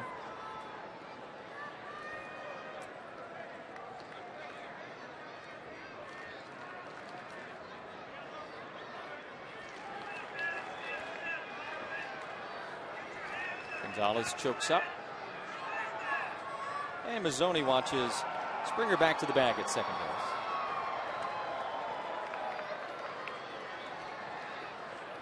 Remember, Springer stole that base back in the 8th. Third base, ended up scoring a run.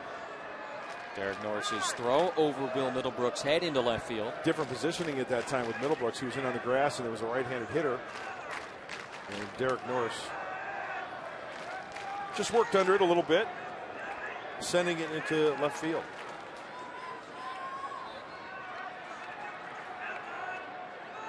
Oh, 2 to Gonzalez. And might have broken his bat. Roller to Alonso at first. Takes it himself. 2 away. And Springer advances to third. All right, we told you the Astros here for 2 more tomorrow night and Wednesday afternoon. Then that coveted off day at home for the Padres team before hosting the Rockies here this weekend at Petco. Should be another fun Friday, Saturday, Sunday downtown. And then a big, long road trip. 3 cities. San Francisco, Arizona, and Seattle.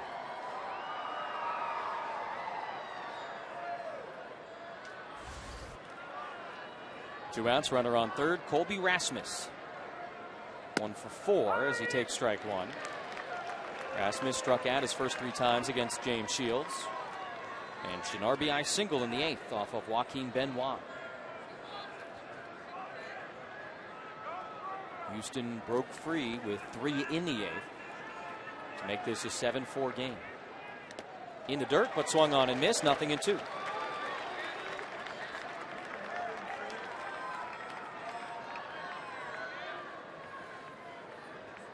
It looked like a shorter breaking ball. Let's check it out what it is. A little split action grip there. Yeah, there's that changeup you were talking about early, Jesse. A split changeup. 0-2 to Rasmus. Foul back. Well, Corey was upset with himself on that one. Did you see the reaction after the pitch? I mean, that was a hanger. Hanging breaking ball, but hung just enough where Rasmus could not get on top of it. He wants to get that down.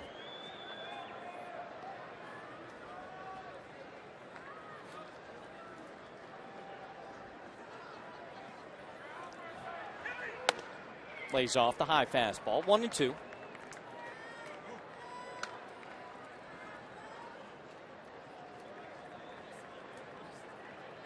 Padres without a lefty in the bullpen right now, but as we said, Mazzoni comes in with the reputation and the stats to back it up, being able to get lefties out. Might see him in some of those spots late in games. This one's popped up. Foul territory left side. Middlebrooks giving it a look, but it'll find the seats. Yeah, in the minor leagues in AAA with the Chihuahuas, lefties were 1 for 11 off Corey Mazzoni.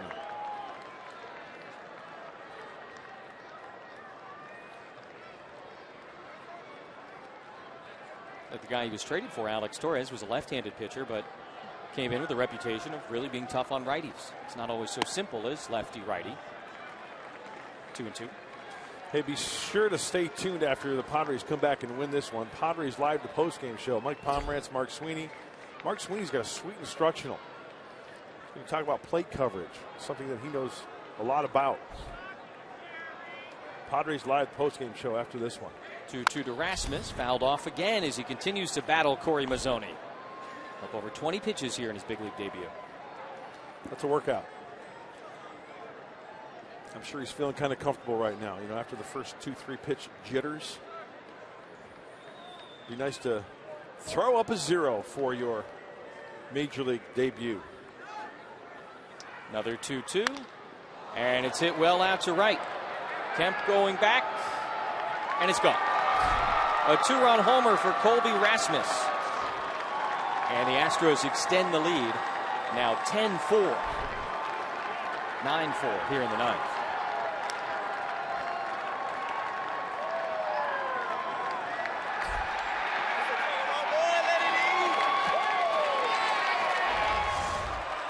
Look at the changeup grip, the split grip. Too much of the plate. Colby Rasmus stays back just enough.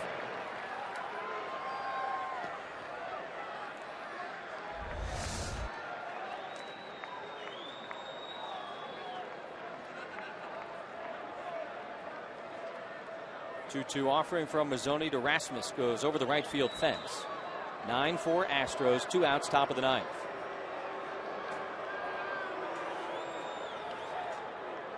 Chris Carter, big swing and a miss. 0-1. Carter, an RBI doubled his last time up. Struck out 3 times before that.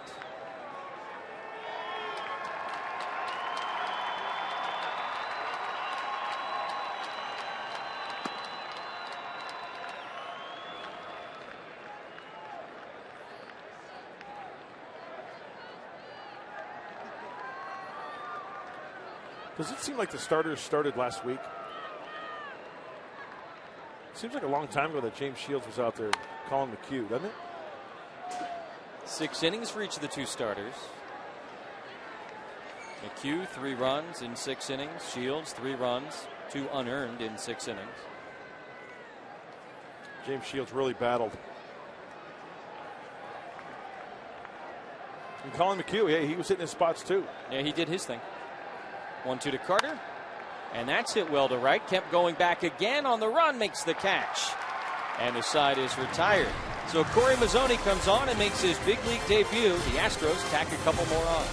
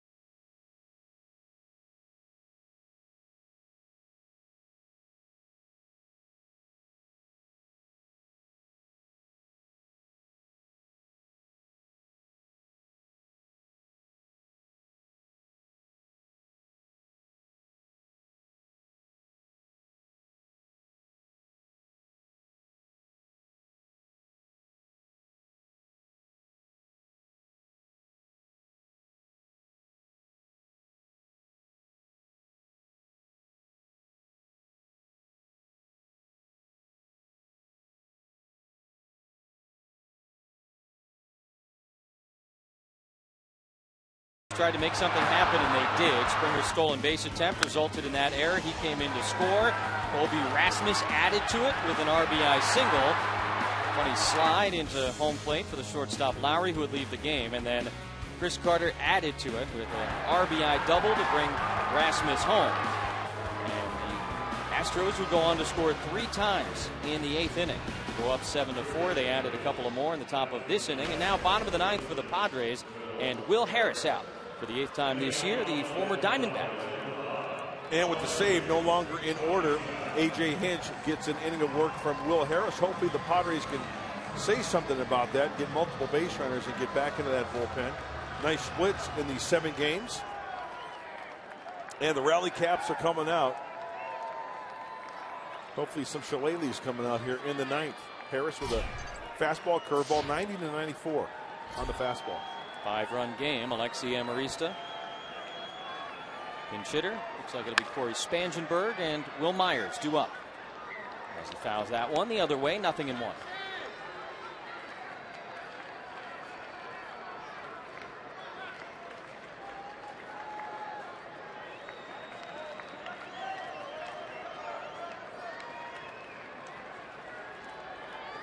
Alexi 1 for 3 tonight. Singled and scored in the 7th.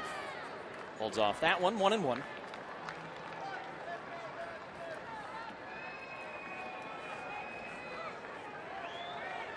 Spangenberg waits to pinch hit.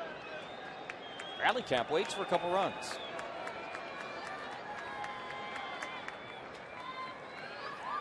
One to Alexi. On the ground, left side. On the backhand, Gonzalez. 1 away.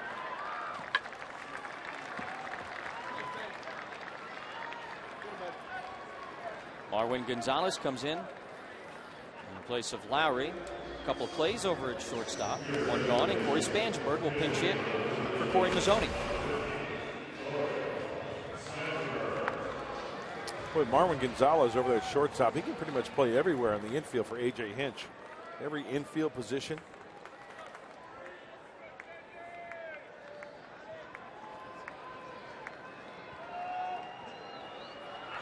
Spansberg, first pitch swinging and right at that guy. Gonzalez, 2 away. So the Padres down to their final out here in the 9th.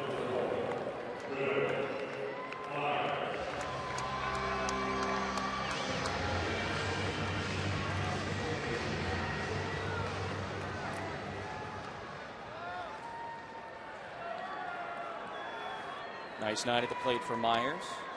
2-run double in the 5th, infield single in the 7th.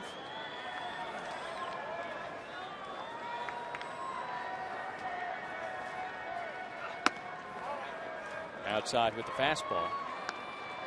1-0.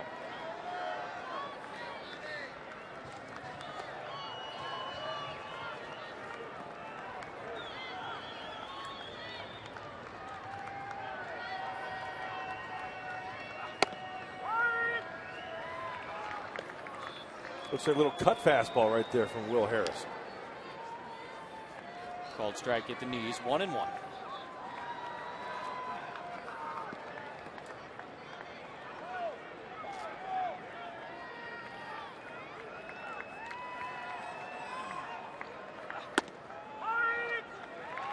And the Padres down to their final strike.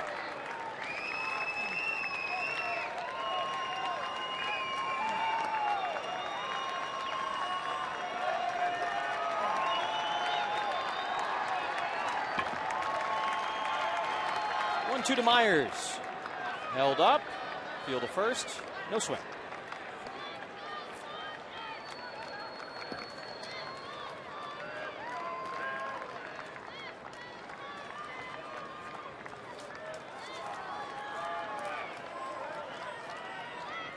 Just wait till tomorrow.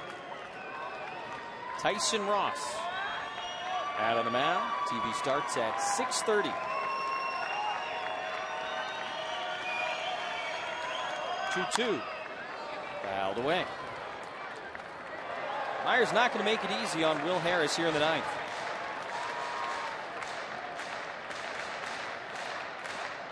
Play the Astros again tomorrow. You know what that means. Bad news for the Astros.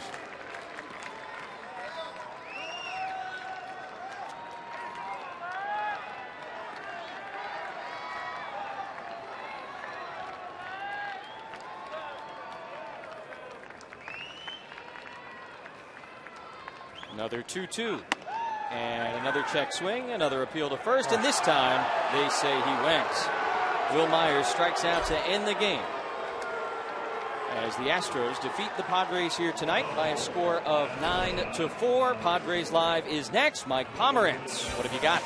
We're seeing a post-game show, guys. We'll get inside the clubhouse. We're here from Buddy Black. Hey, Corey Mazzoni, his Major League debut, and James Shields is also on the agenda to be talked about. Hey, and also we've got a live instructional. Mark Sweeney talks about plate coverage, so kid coaches, it's for you.